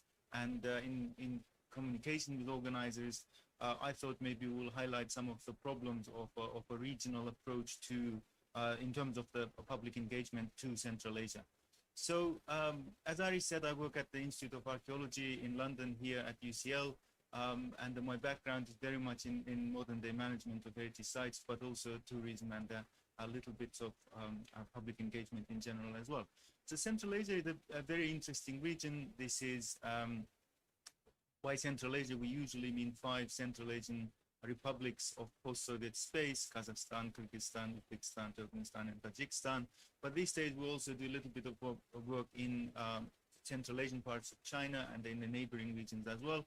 Central Asia has this great diversity of heritage, and this diversity is really impressive, from different landscapes to different periods, different empire systems. And it's a truly great place to work if you are an archaeologist or heritage specialist, and we really enjoy that part of it. But also it presents a diversity of challenges as well, because as you can imagine, with several states, different state organizations, research institutions being involved, and also with such an extensive landmass, it represents so many different challenges, and combining them together will not really be easy, even if we could talk for days. So today, talking about the community engagement part of it, I would like to highlight the opportunities that it represents to us, but also challenges it represents in the region. 2 projects in particular that I wanted to highlight is, one of them is Ancient Merv, a major famous Silk Road city in Turkmenistan. And UCL, my university, has a long-term involvement at Ancient Merv under the leadership of Tim Williams. We have been working there for a long time in terms of public engagement and the local education initiatives as well. With the help of our dear friend Mike Corbusley, who's our great specialist on archaeology and education, we developed as early as 2004, 2005, a really good range of materials for local schools, and used them extensively, and in local language as well, and used them extensively to train local teachers and also to engage with the local community. So those activities brought huge benefits for our work locally. And Merv is located literally in the area surrounded by several villages. It is a huge site. It's around 1,200 hectares of archaeological landscape, one of the most extensive archaeological sites in the world, but also one of the most complex in terms of its management and in terms of its preservation. Most of the monuments there being mud brick and the mud architecture in general. So the community engagement has a priority as an act of conservation and management, as well as kind of as an act of duty from our point of view, being archaeologists coming to work in this context. But at the same time, there are several challenges of working in Turkmenistan in general, but also doing things like community engagement in a place like Merv, because Turkmenistan, as some of you may know, is one of the most restrictive countries on earth, has a very authoritarian regime, and the state bodies usually prefer the engagement to go through the channels that are controlled by the state. So, for example, through the national television, or through the events that are sponsored by the state, for example, big events, conferences. And that's the type of preferred type of community engagement and interaction between international archaeological groups and the local population. But obviously, that's not really the community engagement that we envisage coming from a Western point of view or institutional point of view in the UK. So Turkmenistan represents some opportunities, but also huge challenges. In contrast, I also work for a long time in Kazakhstan, especially the area of Otrar in the south of the country. And this is another major archaeological landscape, a major Silk Road associated city complex. And the approaches in Kazakhstan are quite different to Turkmenistan. The local institutions are very supportive of our efforts of community engagement, especially our work with the local schools and the groups in the local community that are usually seen as underrepresented. And those type of efforts are really celebrated highly, both by our partner institutions in the country, but also by local media as well. So we have a range of activities, a regular meeting with the local schools, events at their premises, as well as inviting them to our premises as well. And we have a very good local museum in the area where our dig house is located, where excavation base is located. And through the museum, we also engage, I would say, on day-to-day basis with the local community on different aspects. So here you see our specialists, our students working with the local children on cleaning the pottery. But these type of events go across the range of activities that we do. And in this, technology always helps. So we are very, we pioneer several approaches to documenting these landscapes using, for example, things like unmanned aerial vehicles, but also using a little bit of a higher end of a technology. Kazakhstan is a really well-developed country in terms of implementing technology into archaeological documentation and the monitoring and the conservation as well, and we add into that. And that really helps to bridge some of the gaps for the local community and to highlight some of the problems as well. So these are two examples that in a kind of a micro level explain our experiences in Central Asia. Currently, though, we have a very big project called Central Asian Archaeological Landscapes. And this aims at looking at the heritage of the entire region as a whole model. So we are trying to create a kind of a online geospatial database of all monuments, all heritage information that's available in Central Asia. So it will make more heritage information accessible to wider groups than we ever imagined before. And we plan dissemination through a centralized public-facing platform using Archiv's platform that's developed by Getty Institute.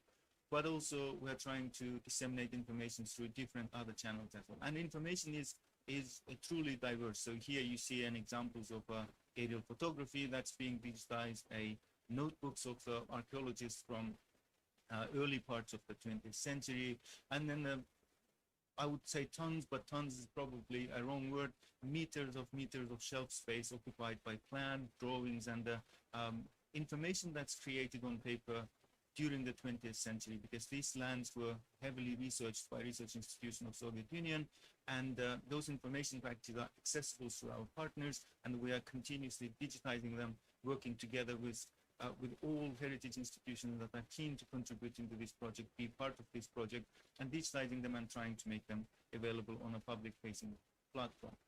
And as it was highlighted already today by several speakers, there is a growing influence of digital platforms in general. So the question naturally arises, do we really need to invent a new public-facing platform or kind of a new system? Why not to use the existing means of communication, for example, social media? But there are some challenges in that area. So for example, social media is a factor in Central Asia, but different countries use a very different types of social media. Internet is not something new, for example, in places like Kazakhstan or Kyrgyzstan, but it is a reasonably restrictive in places like Turkmenistan and Tajikistan, and in Uzbekistan it's taking a kind of a new forms, country opening up to outside world only very recently. And the platforms that different countries use, or majority of population in different countries use, are very different. So it's not the world of Facebook dominating everything, or I don't know, a Instagram dominating everything. Every country will choose a type of a social media platform that's more suitable for their needs, or that just ended up being very popular. So it's very difficult to find the common platform existing from existing channels to disseminate information and to keep engagement going, especially under the current conditions of the pandemic. Local institutional platforms also exist. So for example, platforms like e-history in Kazakhstan and similar platforms, ideas of a platform do exist in Uzbekistan as well. They do exist, but nevertheless, they're not very strong. Their visitation is very low, and the management of those platforms are usually done in a not very dynamic fashion in terms of how internet technologies are developing right now. So they're not, and also they usually represent the interpretation as authorized by the state again, and that's not the aim here. And we collaborate and use online news media, but they deliver a kind of a mixed results as well. Again, the interpretation then usually taken away from hands of the heritage specialists, but handed over to the online means of communication. There is nothing wrong with that, and I'm all for multi-locality, but one of the goals of our project is actually making data available and giving more opportunity to researchers, to everyone kind of interpret it in their own terms in a way, and equally giving local communities the data. And as previous speakers mentioned, there are very different understanding of same heritage objects if you listen to the local communities and if you listen to the local heritage professionals. I will not dwell on that point, but I will just talk about some of the approaches that we are planning and keeping in mind right now.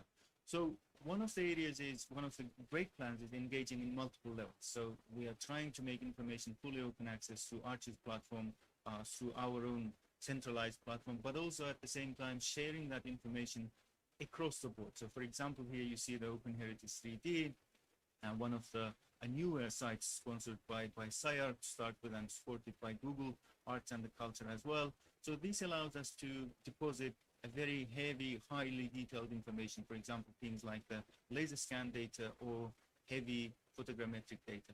This is a certain type of data may be usually useful for researchers trying to do more discoveries on the heritage of the region, but at the same time, it's also available to the wider public as well. And also we use several other platforms. So for example, we use the best known probably for three-dimensional models, Sketchfab, and we deposit our models on Sketchfab with all the annotations, all the information, and all the additional links to the core of the data, for example, presented in places like Open Heritage 3D. And we even take it a little bit further and work with truly open places like Wikimedia and Wikidata, where we also deposit a similar type of information, at least in a limited amount for every major site that we collect information from, in order to make it truly accessible for a longer term. And it kind of, I see it as our way of democratizing or giving back to the communities the information under the Creative Commons license for future use. And then there is one central bit of the approach right now, which is the UCL Research Data Repository. This is our new platform that's gaining some speed now. And this is designed to be a dissemination platform for all types of research data from UCL. It's not archaeology specific. Actually, archaeology is only a small part of it. But we usually deposit our data here as well, especially if it is a site-specific data, because we see this as something that will go for a longer term as well. As long as UCL as a university stands, we hope the platform will carry on as well. And this allows us to create higher levels of metadata. So not only the presenting the data sets, but also additional metadata, how this data was collected, how it was digitized, what approaches were used at that period.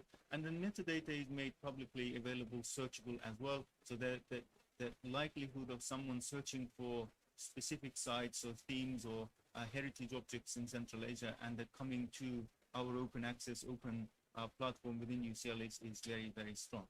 Now, we nevertheless have some concerns, and these concerns, I'm not here to present a kind of a complete project. This is early on in our project, and this is something unparalleled before. We have never approached a regional project of this nature before, and in the region, there was never a approach or attempt to do something of this scale before.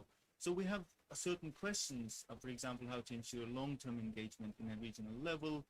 Even if we have engagement right now, does it necessarily translate to a longer-term engagement, for example, from the side of our local partner institutions, but also from the side of local researchers and the local population, local community, and I'm obviously generalizing here.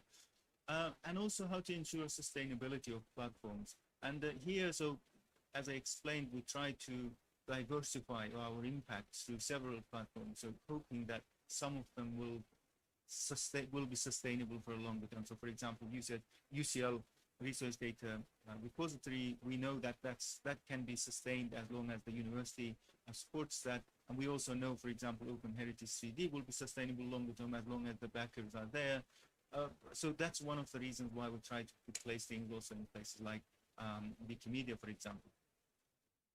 The greater question is how to make public engagement part of the mission of the local partner institutions. And this may come as a surprise because not in all of these countries, public engagement as seen as part of a mission statement, as it were, of research institutions, because the institutions are usually emerged from the Soviet period, and they have a certain ideas about what the public duty of the institutions are. And it is changing in some places. So for example, in Kazakhstan, debates are continuously ongoing what the mission of the institution should be in terms of public engagement as well. But in some other countries, this is a new type of a debate to be had. And as early on, one of the organizers said, it's not our place to tell to the institutions what to do and how to manage their heritage and how to research their heritage.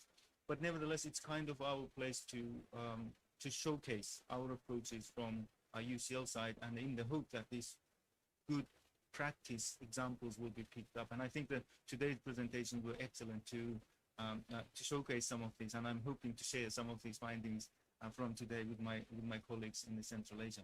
So these questions still remain, and we are nowhere near to comprehensively answer them. But one of the goals today was actually to highlight that problems exist as well as the, some of the successes we had already in the region. And also, I would like to link it to bigger issues. Public engagement is critical, not only because it's our duty, not only because we should be respecting local community values attached to those heritage sites, but also there are bigger challenges for heritage in the region as well. And it in a way, global challenges too. So for example, we have a very growing damage from expansion, agricultural expansion in the region, archaeological sites being directly damaged, and very often because there is no community engagement in place, because the values that the academics hold about those heritage sites are not directly communicated to local heritage stakeholders. There is a threat from urban and rural expansion. Again, this is not something new for Central Asia. It's kind of another set of global issues. And we also face a really strong threat from climate crisis in Central Asia. Most of you would have probably heard about the RLC drying up, but RLC is not the only issue in the region. Being such a vast landscape and undergoing so many expansive agricultural projects and the development projects, both during the Soviet Union and later on, the region really faces some climate crisis issue, and public engagement is really critical from that point of view as well. Thank you so much. I'll stop here.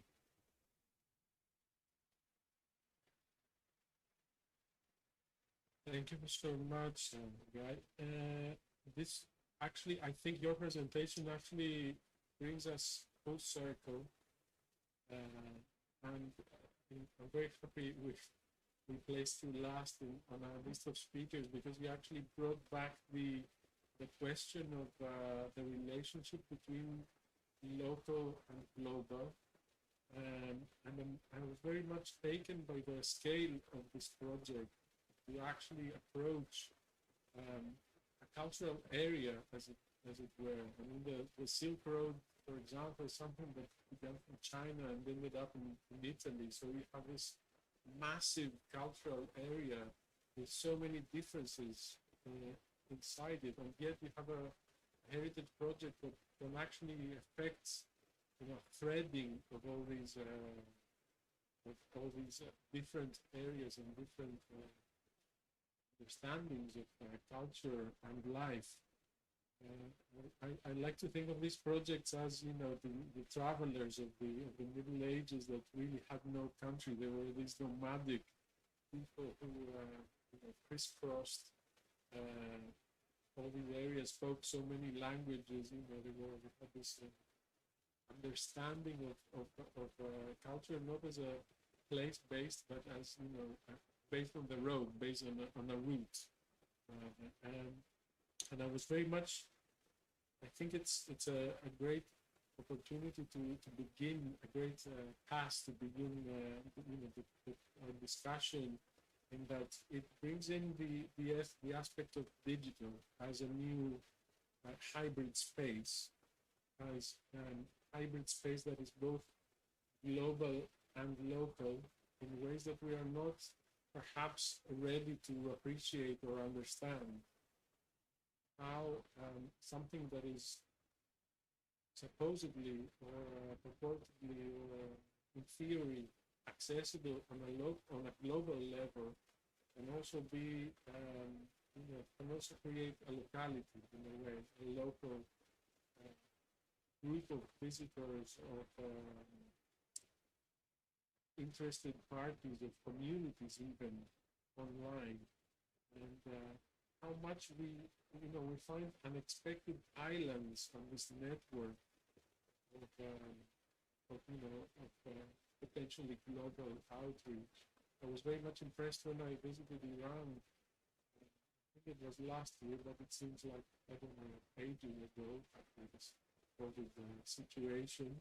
And I realized that people actually use their own apps, they have their own internet in a way. It's it's something that is, again, something that you expect to be global, but it's also super local. I mean, I had no idea that these apps ever existed. So okay, we're sort of short on time, so I will ask some questions now, and you have maybe a couple of minutes to respond. I would like to, okay, in the order of the speakers. So first to Marlon Mugu, we have a question from the audience, from Vasilis Balaskas. Hello, Vasilis.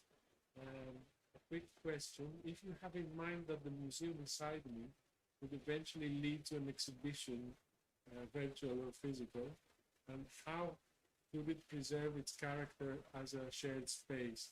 I suppose if it's turned into a more permanent exhibition. That's a great question and our big challenge. And it was one of the questions we raised to ourselves and to our followers in June in order to go decide what is the next step, how we can leverage this first phase of getting together online and create something in physical terms. And from the questions from the answers we got, most of them were very, very keen in continuing in a physical space, really getting together and meet as humans, have the human connection, not in cyberspace, but from near. Of course, we didn't manage to do that over the summer, and now in lockdown too, it's difficult. But this is something we have very much in mind. And more than anything, have in mind of how we can continue this community and engage it more and more. As I was listening to the brilliant speakers that followed my presentation, I was coming again with this thought in mind, how we keep our projects sustainable. And what does it take to keep them ongoing? Because working with audiences is very labor and time intensive. I wouldn't say consuming, because it's something that you really invest on. It's very valuable to invest on human connection, but it takes time and takes a lot of energy. And especially with projects that are side projects to our professional lives, it's very, very difficult to maintain them. So I think we need to develop models of co-governance in these projects. Really think a lot about core values in human society, like showing trust, ask a commitment from ourselves and from our audiences, and be ready to give authority and ownership to others, and not really keep the control always. From this first experiment to show out to the museum concept, how museum can be within us all the time, not within a museum institution, but in society as a fluid river that goes all around and connects us, or sometimes also disconnects us. But we need to think of how we can co-govern these initiatives in a very open and systemic way.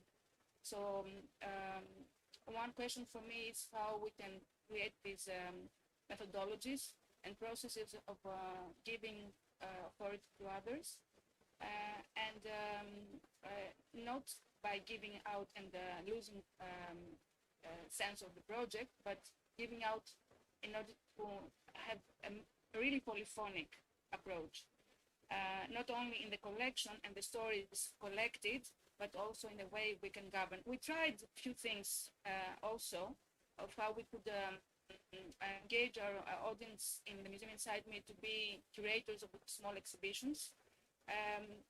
It worked partly. Perhaps the timing was not perfect, because it was a call during a time that in the summer that everyone was out and living a real life beyond virtual meetings all the time. So there is a lot to think about that in the near future. I don't know if I answered the questions. This was actually, yes, I think this is along the lines of what we're all thinking about. I mean, how to, first of all, how to, in a way, reiterate the physical contact in museums, institutions, communities after, the pandemic, in a way. So how to rebuild community after the pandemic, and how to maybe imagine new institutions of decision making that have been in a way created even through digital communication during these difficult times. So I think you not only answered the question, you actually made a great opening to my next question, which goes to Rolf. And it's again a question about governance, about making decisions together and putting them into effect. And it was my question, and I think the question that maybe pesters everybody in the room, that is from Greece or the Balkans or I don't know where else in the world. It's I think, from my experience at least, it's one thing to have people make decisions, and then there is the question of putting these decisions in effect, putting them in practice. So we live in cultural areas, let's say, in states where the state is very much restricted in what people, the grassroots, can do, especially in terms of heritage management, managing their own heritage. So although we're very much supportive of building democratic institutions and having people decide what to do for themselves, when the time comes to implement these decisions, then there is a very much, it's actually, it's put it in a word, it's very difficult with that. So how, in your experience, how easy, how possible it is for people to actually put into effect decisions that they have made collectively in institutions regarding heritage or their own heritage? That in my experience, there's always an element of interpretation. I mean, the management of an institution, an organization that heavily interacts with the community, the management will always have to make this decision. You can make informed decisions, you can co-create a lot of things, but the management cannot sort of just put it aside and say, let the majority decide. That's not the way to do it. It's much more like, there's a many decisions to be made. There's strategic, tactic, and very sort of down, basically daily decisions and so on. And I think that the key is to build a culture where the institution is regarded as very open, very receptive, very understanding of community needs, and because community needs are also very different.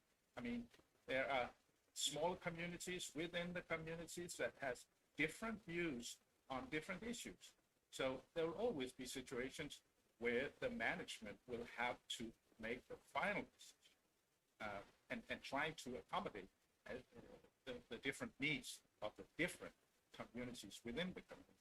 So it's a relatively complex thing, but I think the important thing is that the institution has a general culture of openness, receptiveness, and try to facilitate the democratic discourse within the community in its parameters, and try to, you could say, give the not so vocal communities that are present a prominent position.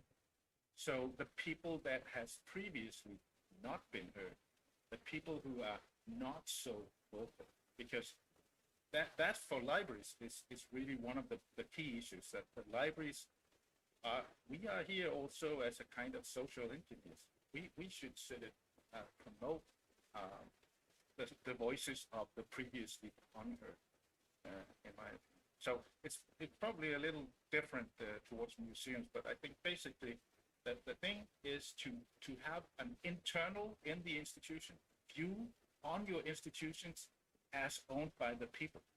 It's not your specialists, it's not the librarians, it's not the museum people that owns their institution. It is of course, depending on the mission, you could have a national mission, or you could have a mission that is more diverted to or directed to the local community. So depending on that, that will also be a decisive matter. Of course, it's always the mission that will drive the efforts. So that was kind of how I approach it. Thank you very much. It was a thing. It put me in thought of actually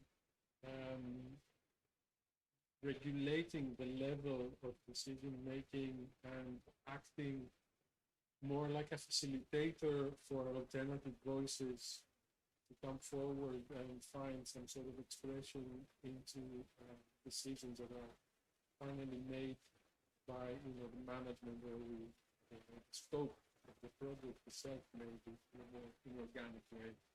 Let's not put everything on the management of institutions. But also there's this question of how to achieve this intermingling between hard and fast goals that have specific economic outcomes for the institution or for a government, with the let's say softer and very much plural and different cultural aspect of the people. And as you yourself very well pointed out, even when we think about community as something unique and bound in place and time, there are several groups within this community that are, may have very different opinions about what makes it, what constitutes it, what it's about. I don't know if Elgidius is still online. I can't see him. Elgidius, are you still with us? Yes, I am. Okay, I can see you now. So yes, this is also a question for you. I mean, you've already pointed it very, very well in the comments section here in the chat, that there's a distinction, a gap between the tangibility of monuments, sites, and objects that is important for government in Tanzania, and what is important for local communities, which is, we could call it intangible. There, for example, the spiritual meaning Yes. embedded in these monuments. And how do you find that this can be reconciled in a way? How do you Yeah, find that this can be there is a very big challenge from the side of the government, particularly here in Tanzania, where heritage is no more protected for heritage side, kind of, but it is being protected just for economic value. And this is very dangerous, because if any economic aspects attached to the sites decline, then automatically the sites will not be operational. They're not going to be looked at all. But for the local people, they are their own sites, which they are not using for economic purpose, but they're using for spiritual healing. They're using it for ritual purposes. And unfortunately, some of these sites, which the government see as economic engines, they are the same sites that they are providing social healing to the people. And I can cite the example of the rock arts in Kondoa in central Tanzania. These people visit these rock arts with local beer, with chickens, with bread, and they will celebrate while they are there. But for the government, these are activities that will limit visitors, that will be seen as things that are not really done by people who are not civilized, and they would wish to see these people doing it away from the sites, and that brings some sort of conflict between these two groups. So the major initiative here is try to convince some of the stakeholders and say, look, what is heritage from these two groups should be combined bring together the people, discuss the best way to try to see. And this is not new, actually. From Great Zimbabwe, where Bandoro is writing about your monuments, our shrine, where the government looks at sites like monuments, but the people look at these as shrine. So we really need to come together, come to the table and try to discuss how these two aspects should be combined such that we protect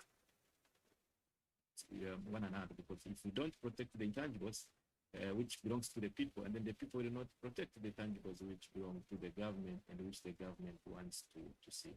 That's why I can cite an example of one of my correspondent in one of the villages. He says, unless you value our sites, we will not value you as well. So I think there is a need to come together and protect the sites, considering the multiplicity of these sites.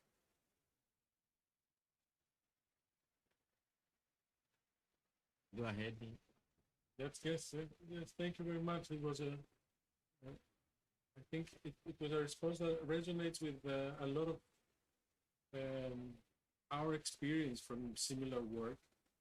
I realize now that I come out in stripes, so but this adds extra value to the comment.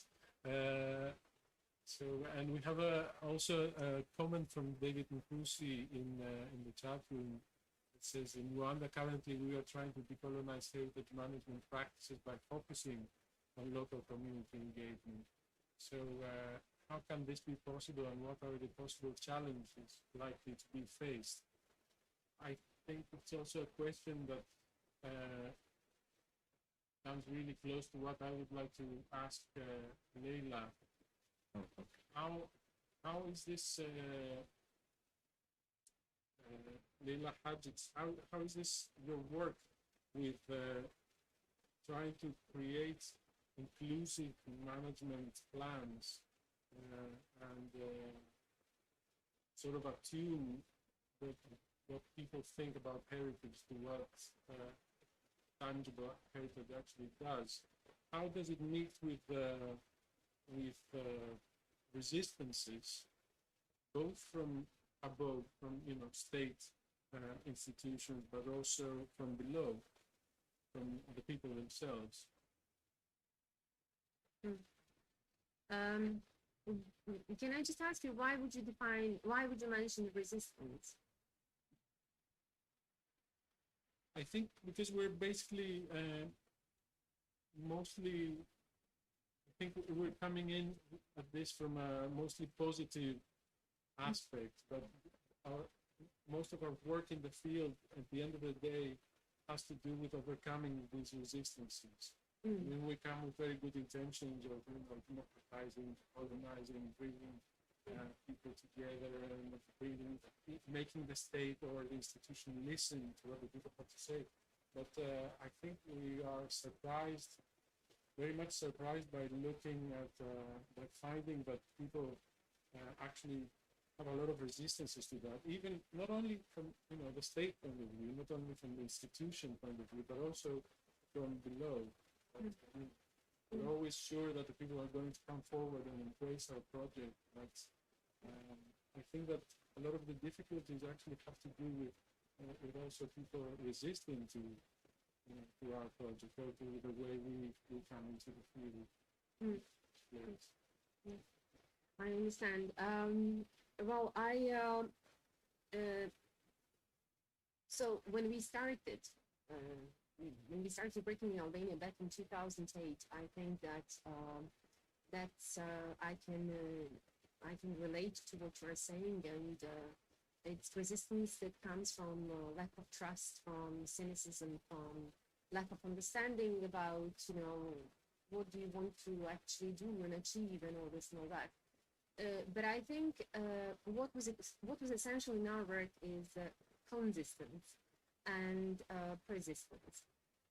Because what we understood is that when it comes to, like if I start working as an organization in a city like Girocastra, and also having to encounter a city which is in a country that has been closed for like 50 years, and as well a country that wants to kind of quickly jump over barriers which are ahead and kind of move forward in a super speedy way.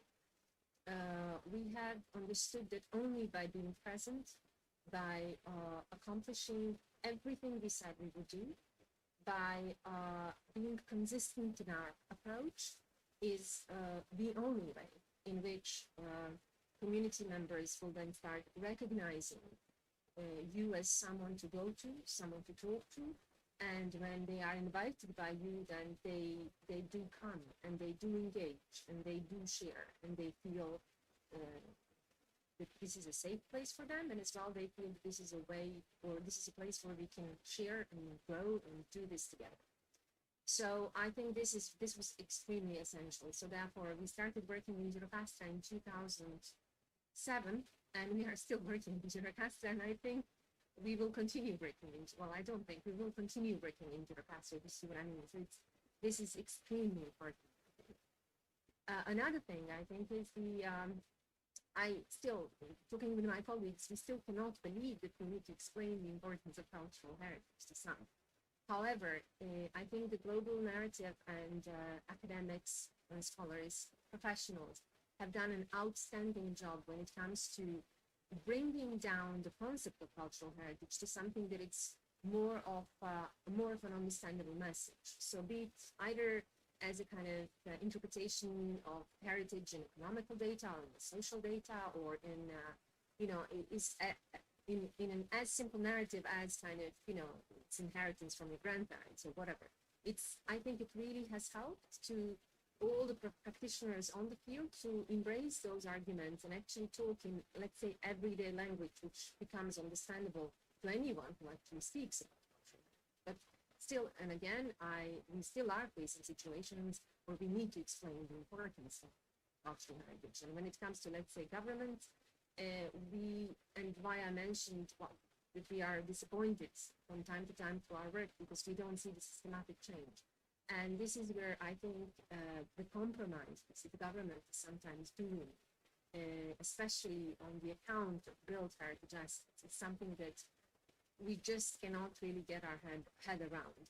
Because, and no matter that we all understand that the presence and existence of our built heritage assets in cities like Jurokastra is a potential that it's probably one of the strongest ones to actually allow economic and social development of that city and bringing prosperity and bringing another opportunity. But yet again, we have a government that maybe is kind of, compromising with that value for, something that they would call development or whatever. And then when you kind of try to stop that or try to hold that or try to criticize that, then of course you are the outcast. You are, stopping the development. You are, how can you do that? You don't understand. You don't have the vision. You live in history and all this and all that. So yes, these discussions as well are ever present, but I think they are important, and I think it's good they are there. And I think what is really good in this kind of era we are at is that at least those discussions, at least in our environment, do take place. So you can challenge, you can be challenged. So I think it's this ever-growing conversation that I think it's lowering the resistance and is as well allowing for more of an constructive dialogue and more of constructive solutions to the situation we're facing. I hope I made a bit off the tangent, but yeah. No, I think definitely it was a great contribution to the discussion, and I think it resonates with what a lot of us are thinking now. But this is rather a process and not an event. It's something that we do and we build up, and we sometimes make mistakes. We go back to the drawing board. We have to take it up again, and then something changes. It's a process. It's something that we look toward, but it's not attainable. Maybe not at the moment. Maybe not in short instances, and then have to go back to it and look at it again. So and it's something that I think sustains us in these times of quarantine and global pandemic, but we're thinking of it not as something that needs to be done now, but it's something that, has a future prospect, something that will lead us out of this impasse. Okay, we're gradually going into moving towards the end of this discussion. So I'd like to go back to Guy. Initiate my previous question. I was wondering how much. I mean, you're obviously the most expert of us all in digital aspects of heritage, and especially during the pandemic, there was a huge surge towards the digital. Museums, institutions, organizations, of course, in order to survive, actually moved to the digital as a last resort in a way, but also in a more as a horizon of possibility, as something that could be used even after the pandemic. But at the same time, I have the feeling that after this has been around us for at least for almost a year right now, that people are starting to get a bit tired of it. Also, that people want to actually go back to touching other people and shaking hands and hugging and actually talking to real people rather than doing it online. As interesting and exciting and as easy it can be to bring people together from around the world, like our discussion shows today. So I was wondering, I mean, what's your take on the future of this of the digital for heritage practice in general? Yes, that's a brilliant question. Actually, I think you're absolutely right. Half of us wouldn't have attended this meeting if it was offline. So we would probably said, no, I don't have time, and who has the flights and everything else. So we kind of are growing. Everyone is growing, embracing this new world in a sense. Although this new world was there 2 years ago as well. We all had Zoom and the Teams and the Skype as well. So there's certain things changed. I think certain level of welcoming and a certain level of adaptation took place all across the globe. That's without a question. And also the technology companies adapted to that as well, made our lives a little bit easier in a sense. But it goes back to Leila's point about the long-term commitment and long-term engagement, I think. And it applies, in my view, to online and offline equal, because with the communities that we are talking about today, most of them are indigenous communities. If we are talking about the remote villages, for example, as in my case, in certain sites, they're very traditionalist communities who really, really deeply value long-term engagement. So the trust is built by being there for a longer term and showing your commitment in a sense. I think with the digital technologies and digital platforms, and I am impressed how many museums and how many research institutions adapted to the new reality, how much data was made available, and including places like UNESCO World Heritage Center, for example, usually a very slow to move type of organizations also switch to that. But them showing commitment longer term will also be the game changer. So for example, if you imagine a life of one of my students who look to these platforms to get some information, will they get regular updates? Will they be using those resources regularly? Or will it become like there are online resources that were created 10 years ago, never updated, never really refreshed with the new information, or even the platform hadn't changed. So, and I think there is a very good initiatives developing. So Museum Inside Me was an excellent example today. So it's not necessarily just making big things available, throwing a heavy technology that like we do sometimes with our modeling work, with our GIS work, we make a huge map so only a few people can access them, but using the existing platforms, doing something accessible to everyone, I think, and doing that in the longer term again, that will be the game changer. So it's probably too soon, and you are right that the digital fatigue exists, and all of us are suffering from that. And there is only a limited number of hours we can spend in front of computers, not only doing emails, but also consuming new information as well. So I think the fatigue is real, But the platforms that we get engaged for longer, they will be more successful. Initiatives that will continue doing good things, I think they will be success stories for the future.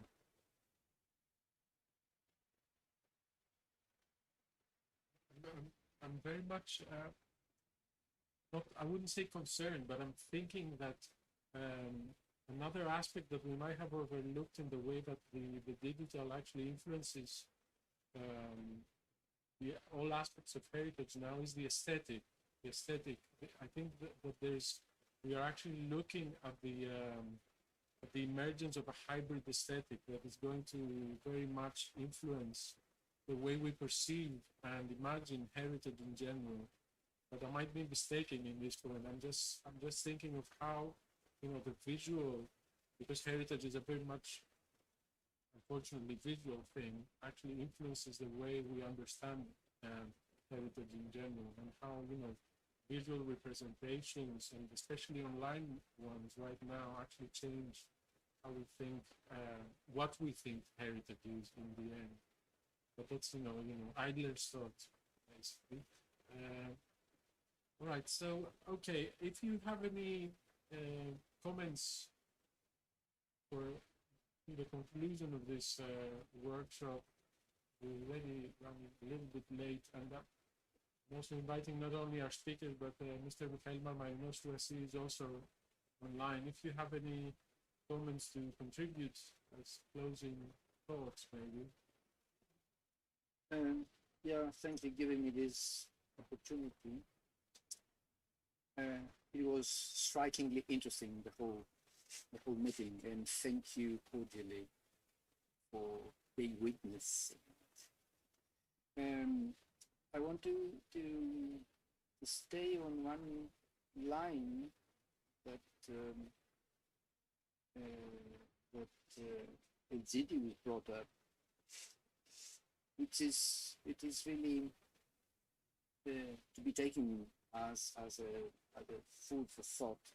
Heritage does not end with the brain.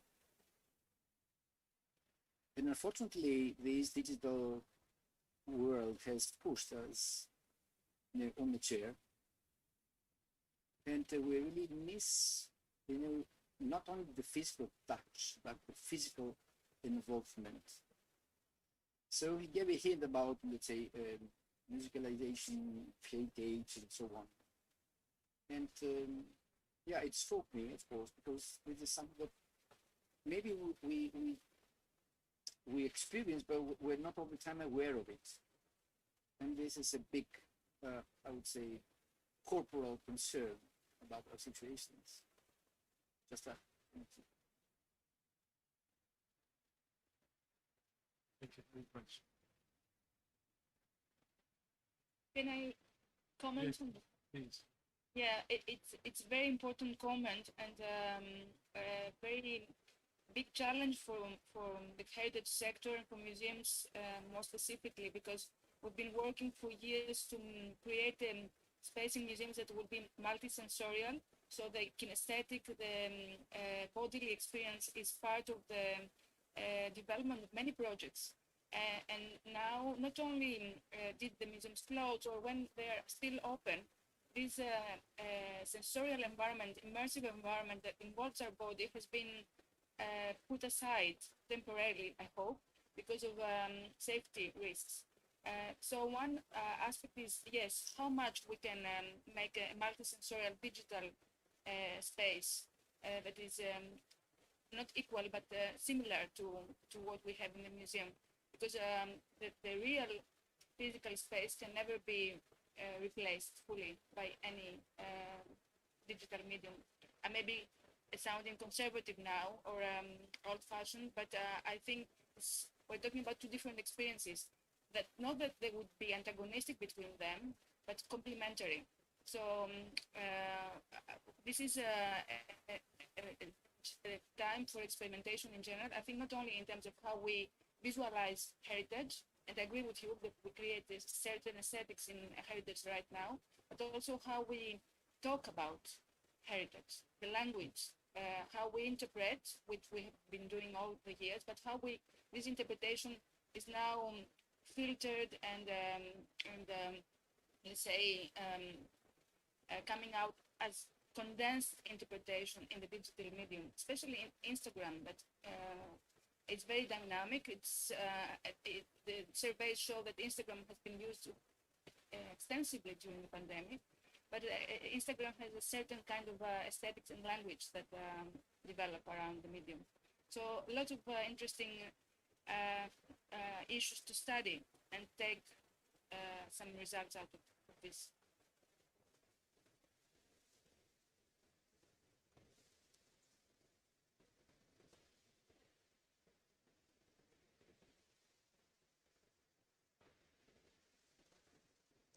Your mic? Sorry, I actually muted myself, trying to unmute myself. I think it's a very vital comment, and I think we're all waiting to see how communities will revitalize themselves, or even more importantly, how new communities are going to be materialized in the quarterly form. I mean, if those new online assemblies actually find a way to translate into bodies in action in the field, in real life, and around institutions especially.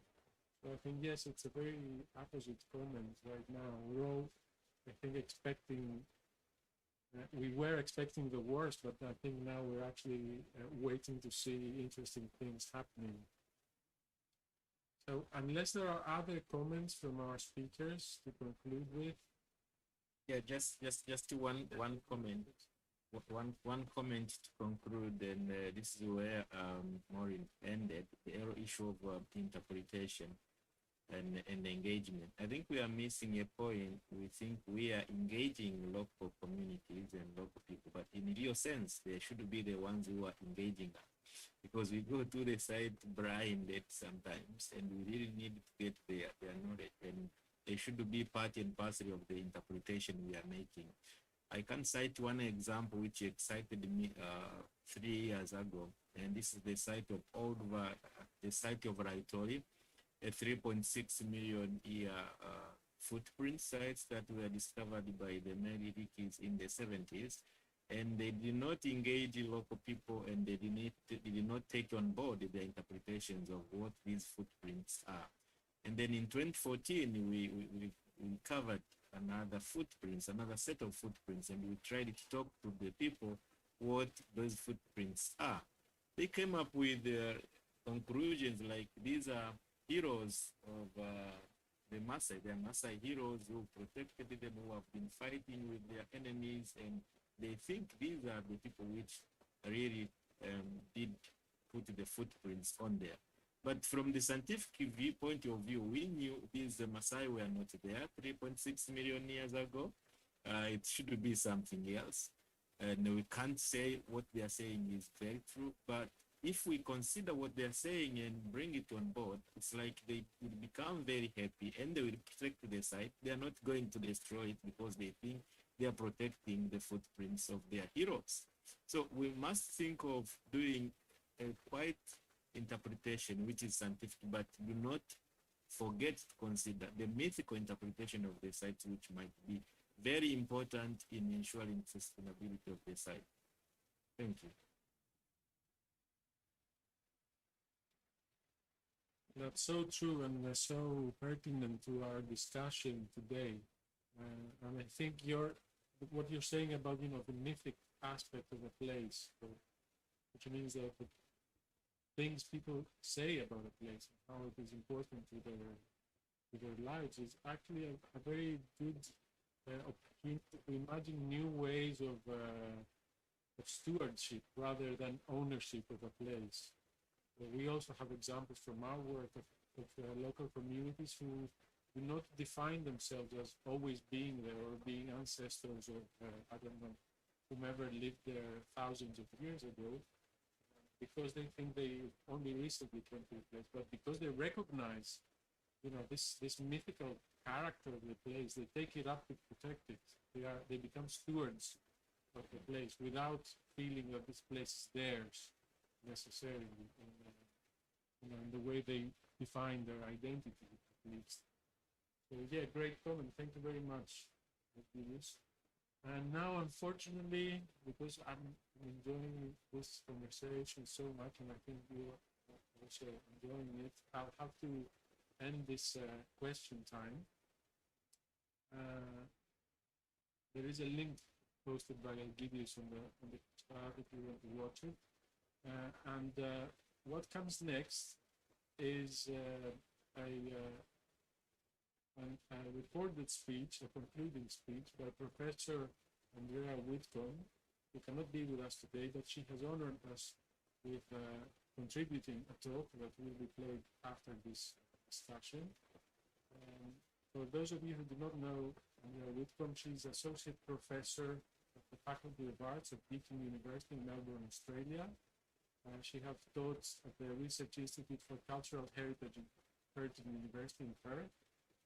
She's the author of Reimagining the Museum and the co-author of From the Barracks to the Bar, the National Trust in Western Australia with Kate Gregory. And she has edited a lot of books, including South Pacific Museums and Experience and Culture, with Chris Healy and with Kylie Message, Museum Theory, which is the volume 1 of International Handbooks of Museum Studies, co-edited by Sharon McDonald and Helen Rees. As I said, Andrea cannot be with us today, but she was giving us the privilege of watching a recorded talk. She talks about some artistic projects she has curated in her practice. Thank you all very much for joining us in this conversation, especially our speakers today. I hope you've enjoyed it as much as we did, and you've taken a lot from this conversation. And I hope to see you online, or even better, in person at some point in the future. Thank you all very much.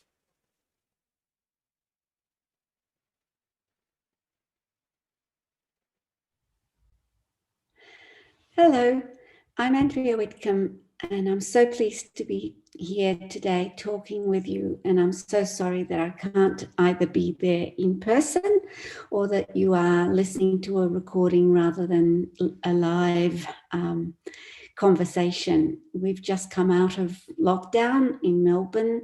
And so my family and I, after 7 months of being at home without being able to go out beyond 5 kilometres from the front door, we're doing a very Australian thing and going bushwalking for 5 days. So I'm really sorry. But if after what I have to share with you today, you have any questions at all, please do feel free to email me. Contact details on my PowerPoint or via Facebook, and I'm more than willing to share what little I know with you. I'm going to share my screen so that you can see me up in the corner and my presentation. So just let's hang on a minute. Here we are. Yes, this will work. So Lena, who kindly invited me to talk with you today, asked me to think and talk to you about how we represent communities here in Australia. So this is something that I've been researching for a while, and which I myself have been involved with as a curator in the past.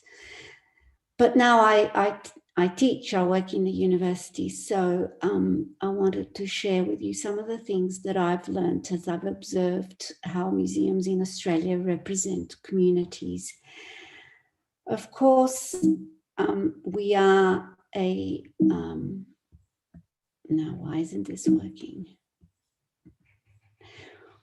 We are what we call a settler society. We came here as part of the British Empire in the late 18th century, and of course colonized what was an indigenous country. And ever since, we have been a nation based on migration. So all that I have to say needs to be understood in that context. But I want to suggest, I guess, that even though Greece and Australia have very different historical experiences, there might be more in common than we might at first think. So I think we may as well start with trying to answer this question: what is a community? And I think that the kind of conventional standard answer to that question is that a community is a group of people who feel bounded to one another because they share enough in common to have a connection to each other. And the conventional idea is that this is so because they share a language, or they live in the same nation state, or have the same ethnicity, or they practice the same religion within that nation state, or they share the same cultural practices. So this, no doubt, is of no surprise to you. It's how we all tend to think of answering that question: what is a community? I think. But I want to suggest that in reality, things are not quite so simple. And this is because the closer you look, the more apparent it is that the notion of community is made rather than given. I think that homogeneous communities are actually very hard to find. The more we learn about our past, the more we learn that we have a long history of human movement across the globe. And this is an image from one of the first versions of the Immigration Museum here in Melbourne. And as you can see, there's an image of a boat full of migrants arriving in Melbourne after World War II with all their worldly belongings. And of course, you in Greece are probably very well aware that Melbourne in the 1950s, or Melbournia as you called it, was in fact the second largest city of Greek-speaking peoples in the world. It was actually had more Greek-speaking people here in Melbourne at that point than Thessaloniki. So that's how many Greeks came to Australia at that time. And the point I really want to make here is that those long histories of human movement, of mobility across the globe, those histories are embedded in our languages, in our material culture, in our religious practices, and in our culture, whether it's here or anywhere else in the world. And if we reflect on this, what we find is that communities develop over time through practices. What we do binds us together. And if that is so, communities can also change over time. What is the case at any one point in time is not necessarily the case forever. And going on from that, one might say that therefore there is no reason to not open ourselves up to understanding these histories and their legacies in the present through the way we represent communities in museums. And I think that this is especially important to do in contexts that are experiencing change in the nature of their communities. I think that museums can help people understand and process changing ideas of who can belong in their community, in their place.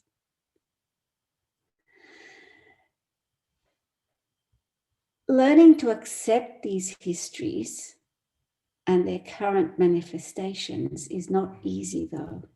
I fully recognize that. So what I'm asking museums to do, or what I am arguing museums can do, is certainly not an easy request.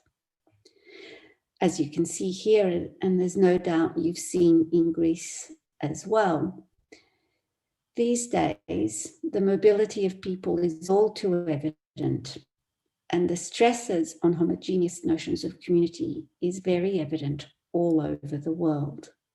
Xenophobia is well and truly alive in our current world. But so is the opposite. So is the idea that it is possible to welcome strangers amongst us, that it is possible to live with diversity. And I want to have a look at how we might do that, or how we might progress that idea in museums. So you might think that in Australia, given that we are what we call a migrant settler state, as I sort of explained at the beginning, that Australians would understand this very well. But even here, it can be too easy to distance ourselves from the history of colonisation, to assume that multiculturalism is a post-Second World War phenomenon, and that Australians are essentially an outpost of Britain. But that story is getting more and more difficult to maintain. Museums have had an important role in helping people recognise that Australia is not as homogeneous as we sometimes think, and that our history is not separate from that of the rest of the world. And as you can see here too in Australia, we have the very same tension that we see in Europe today. So on the left, we have a cartoon of an elderly lady saying, "I know it's extremely un-Australian of me, but I'd like to welcome you to our shores." And of course, who's coming to our shores is a boat of refugees. And it's in reference to a very significant crisis in Australia in 2001, when the Scandinavian ship, Danish if I recall properly, the Tampa, a commercial ship, gathered hundreds of refugees whose boat was sinking, and brought them to Australia, as Australia was the nearest country according to international law. And to our shame, we refused to take them in. And then, of course, on the right-hand side is a badge from a sort of, I suppose, a xenophobic attitude, saying that we don't want refugees here, that Australia is full. So what we call, what many would regard as racist, and I guess those who don't, do not. And what is interesting is you can see that museums are collecting evidence of both of those positions. So the Australia is full badges in Museums Victoria here in Melbourne, and a cartoon is part of a collection of cartoons that the National Museum of Australia collects every year, representing a whole range of political views.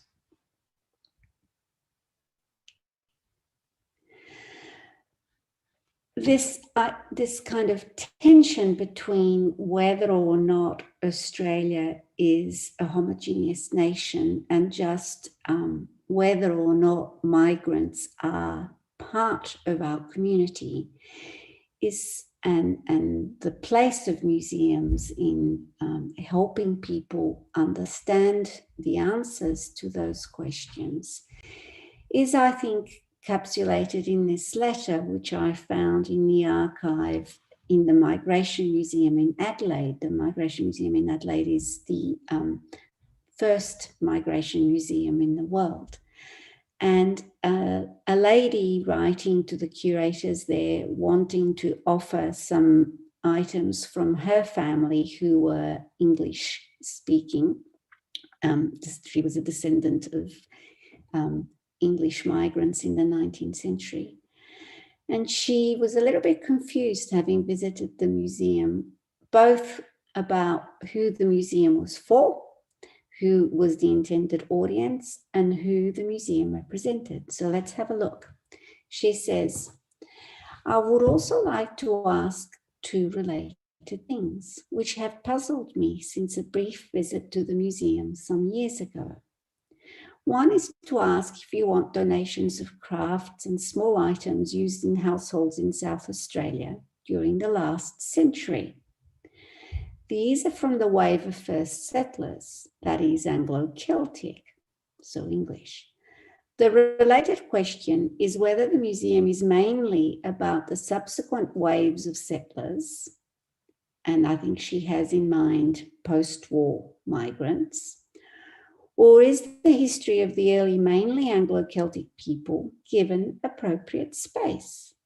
Perhaps when I was there, I missed some rooms where their history is featured, but ever since my visit, I have thought of the museum as being about the migration to South Australia of the various ethnic minorities. I am correct in thinking this, she asked. It's interesting that she was confused because this museum was trying to do a number of things. It was trying to say everyone who is not Indigenous in Australia is a migrant, including English people. That migrating to Australia was part of colonisation. And that from the very first boatload of migrants to South Australia, in this case, to Adelaide, there were a number of ethnicities, not only English people. So as you can see in this image, there is reference to the racism experienced by Chinese migrants to Australia. There's evidence that Muslim people migrated to Australia with a Bible printed in Arabic that belonged to someone from Lebanon. There were Italians, and this is just one image, but there were also Germans and Greeks and Yugoslavs, people from Russia, Jewish people. There were many, many ethnicities and multiple religions in Australia from the very beginning. So I have 4 contentions or 4 issues, 4 propositions that I want to put to you. The first one, which I'm calling the politics of representation, is to suggest that if museums are about the representation of identity, then who is included in that representation matters. And this is because representation is a statement about whether any one group is included or not in the community of the nation. And the notion here is that it is important to include everyone, to be pluralist in our representations rather than singular. So here again at the Migration Museum in Adelaide, you can see here on the left a representation of the cultural traditions of many migrants to South Australia from all over the world. And just beside me on your screen, there is a photograph of a display looking at world issues from the 1970s to the early 2000s that of course led to many refugees, starting with the Vietnam War and obviously going through all the problems in the Middle East. And then straight below it, a representation of what was going on in Australia at the same time, and our attitudes towards the people who were fleeing these wars and crises all over the world.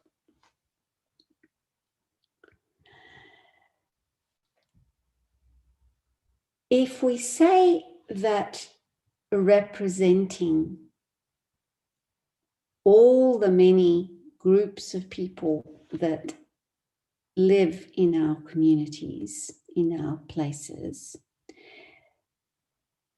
then we also have to think about how we do this. It's not only, the issue is not only to try to include as many people as possible, it's also to think about how we do that.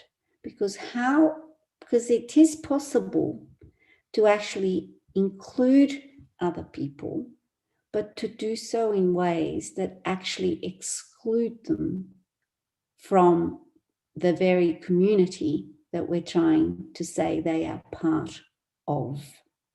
And we need to understand that. And one of the things I want to say is that how we write our labels is really important. So one of my points today is to talk about the effect or the impact of writing in the third person, and I'm talking about verbs, as opposed to writing in the first person. So on my left, there's a label in a museum in Albury, which is very close to one of the major migration camps for post-war migrants, post-Second World War migrants to Australia. So many Greek migrants to Australia at that time would have gone to Bonegilla. But if we look at this label, it's written in the third person, plural.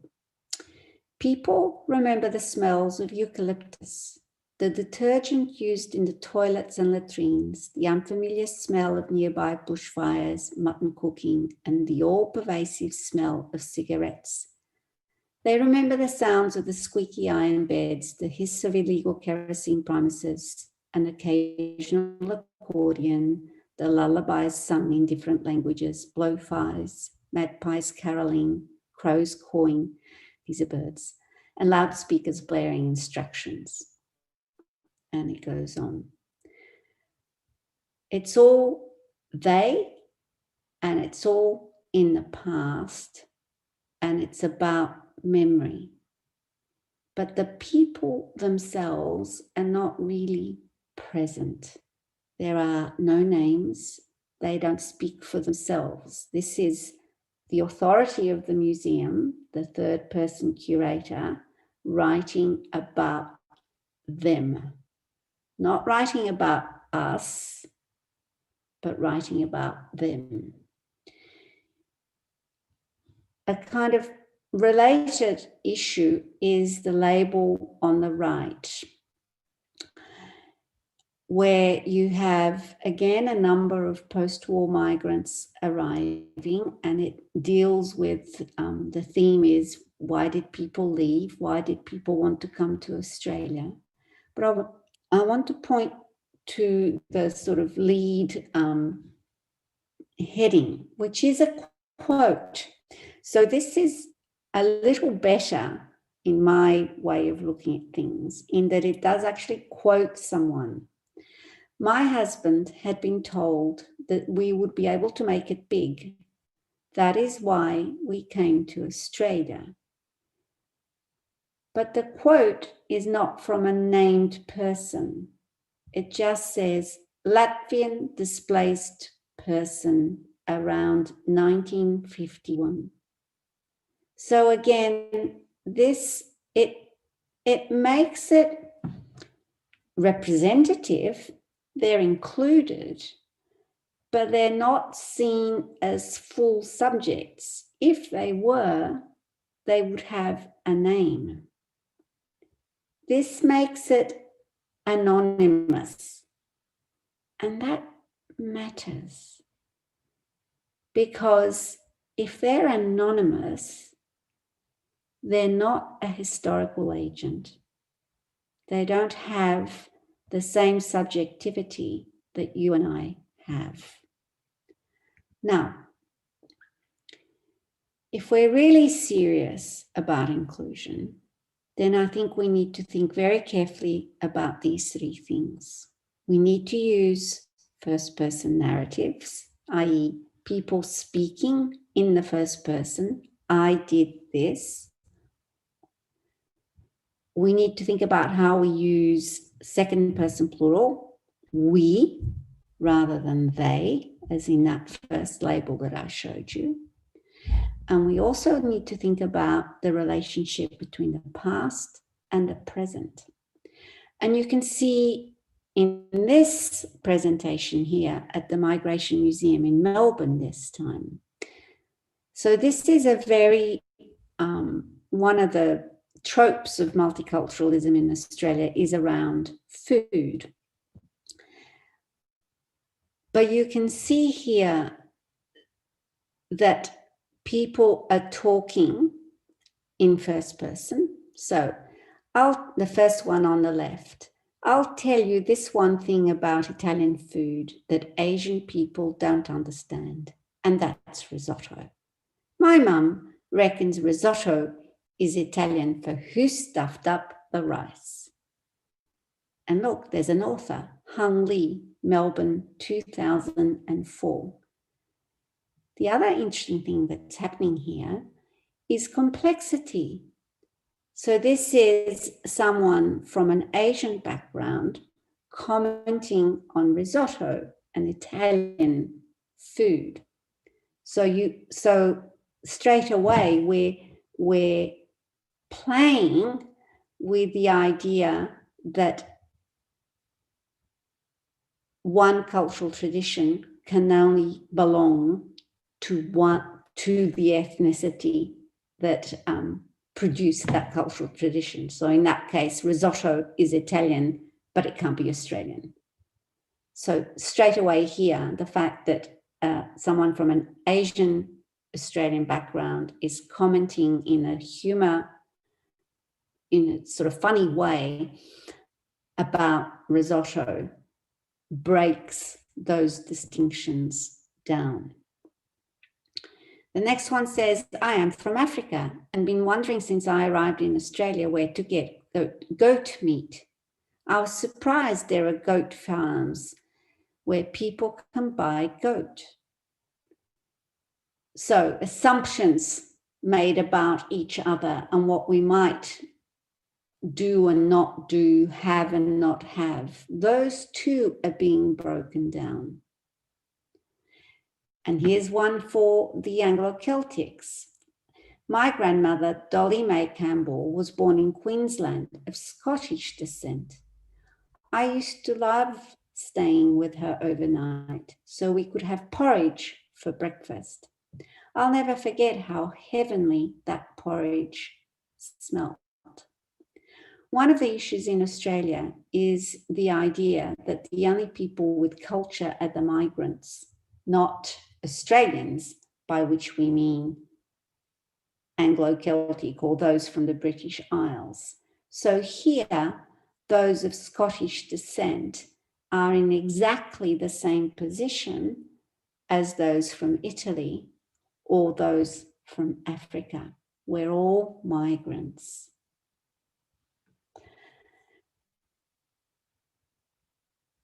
And the other interesting thing here is that this isn't only about the past, it's about the past in the present, how that past lives in us through memories and through practices and through multicultural cross-sharing of cultural traditions. At the same museum, at the Migration Museum in Melbourne, here in the same exhibition called Identity, we can see the use of first-person narratives. And again, they're all the authors from whom the quotes are taken are named. but there's also curatorial commentary on that. So, for example, and here's an interesting use of we, second person plural, what we eat. The we there is every one of us. The first quote is from someone who by their name would seem to come from Italian background. Lunch was different, a bit sniffier, meaning a bit smellier, a bit of salami and odd bits and pieces inside the sangers. Sangers is colloquial Australian for sausages. We were just a little bit different. And then there's the curator. The food we eat does more than nourish us. It reveals what we like, believe in, and where we've come from. Growing up, our school lunchbox can be a source of envy or shame. Later, we may take pride in the food traditions of our families.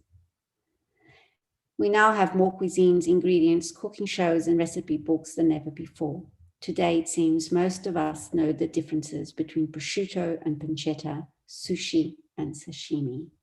So there you have a very interesting use of we, where the general population, which includes everyone, can reflect on how we have become, I suppose, in some ways, hybrid. We have taken on all of these different cultural practices, all of these different traditions, and in a way, made them our own.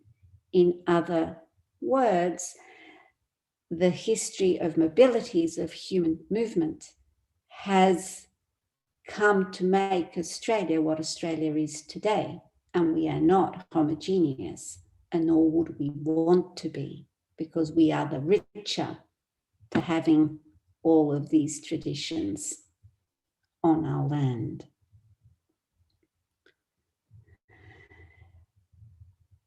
The other thing that can happen is that we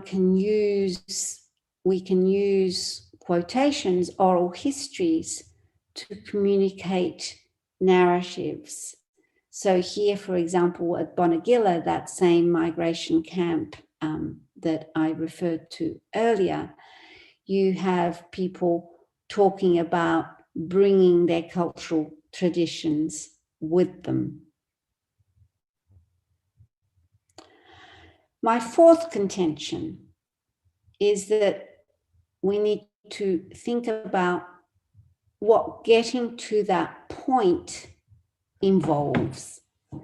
What is it that we need to do as curators to be able to use first-person narratives, to be able to use we in interesting ways? I think it means that we need to collect multiple sides of any one story. We need to engage with the practice of oral histories. We need to collaborate with all the communities that live in our place. We need to be willing to engage with complexity, and we need to be willing to leave conclusions open-ended. That we want freedom is what a Hazari refugee said in an exhibition called "They Cannot Take the Sky" at the Melbourne Migration Museum. So, collecting. At the National Museum of Australia, the very first object that they collected was a Vietnamese refugee boat. So it was collected in the very first year of this museum's existence in 1985. And you see there an image of it arriving in Darwin and an image of it in dry dock in Darwin Port. And then it traveled all the way to Canberra, our capital, to be part of the National Museum.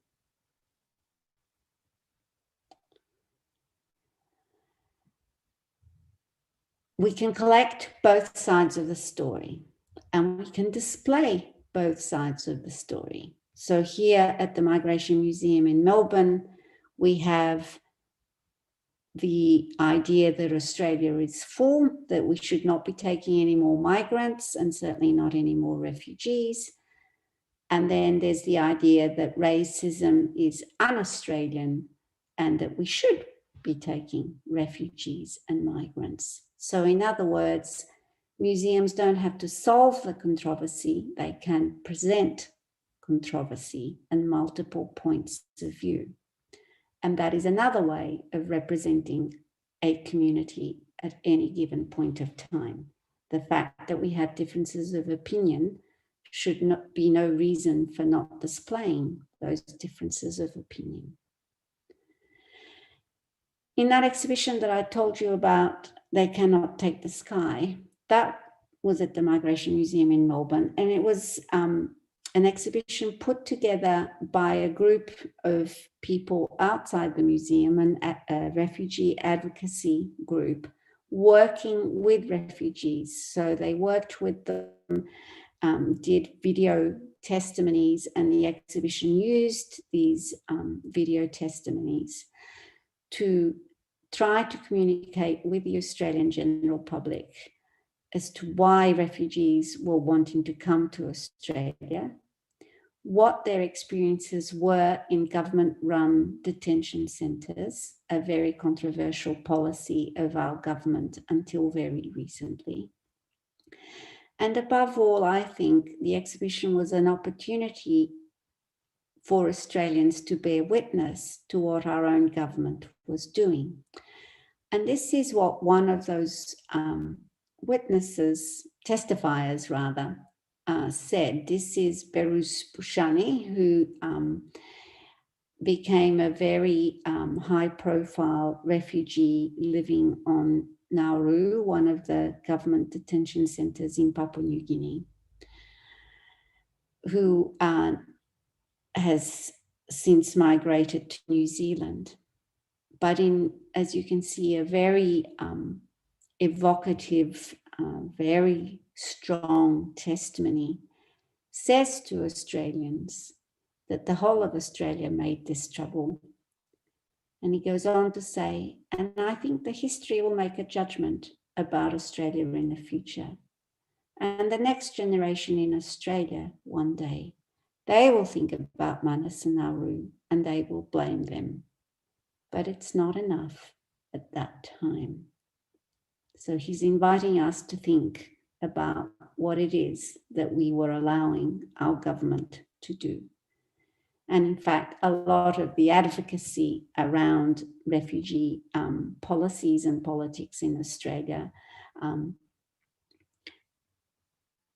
revolved around the words of Behrooz Boochani. He wrote a book that was very influential. And this is what one of the visitors to that exhibition said. I feel moved in a way I cannot describe. It overwhelms me that there are still people living like this. It is so unjust and inhumane. More people should know about this. I wasn't expecting to see this today, but for some reason I have. And it has changed my stance from which I have been doing and meaning life. What I find difficult no longer feels hard.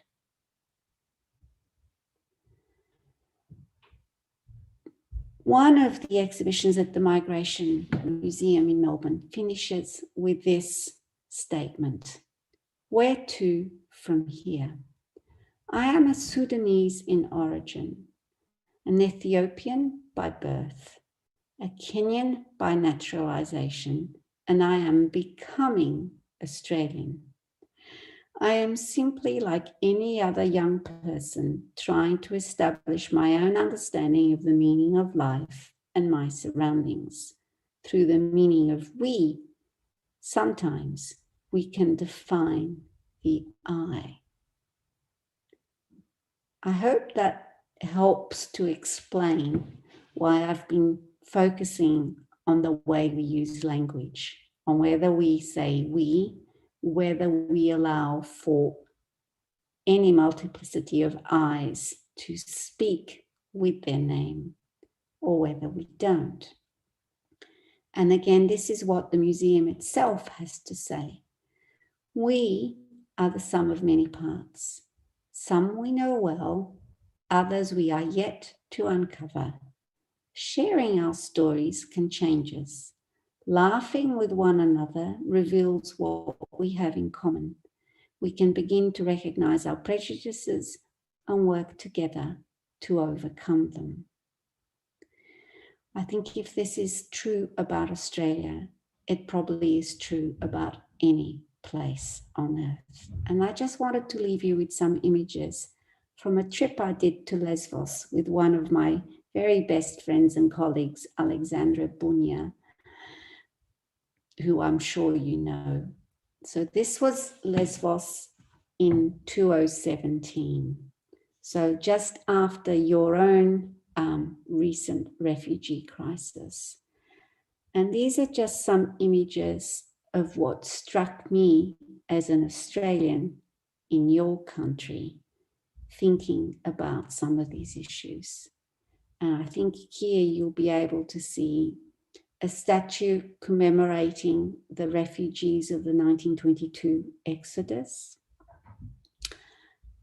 a mosque in a rather parlous, ruined state, the basilica in a very good state, the museum with ancient Greek civilization. Down center, the bottom, a display done by students at the university about your own boat arrivals from Turkey on Lesbos. And two images from a museum in a little scala just south of the capital, where you can see the map from which the Ottoman Greeks came in that 1922 Exodus, and the attempt by the descendants of those refugees, not only in developing a community museum to their memory, but their own attempt to recognize that there were others who also suffered. And so that is a shawl from the Turkish refugees who had to leave their homes in Lesbos and return to Greece as part of the political settlement. So in other words, mobilities create opportunities, create pain, create cultures, create nations. And the more we can do to recognize the complexity of the communities we live in, perhaps the more peaceful the world might become. I'll leave it there. I hope that you find something of value in this presentation. And as I said, I am more than willing to engage in conversation, either through email or Facebook. And I'm just so sorry that I can't be there at the time that you're meeting, because I'll be, it's the last day of the bushwalk and I'll actually be bushwalking out. I miss you by about 10 hours and I'm just so sorry about that. Okay, hope you've had a really good day and lots of enriching conversations. Bye.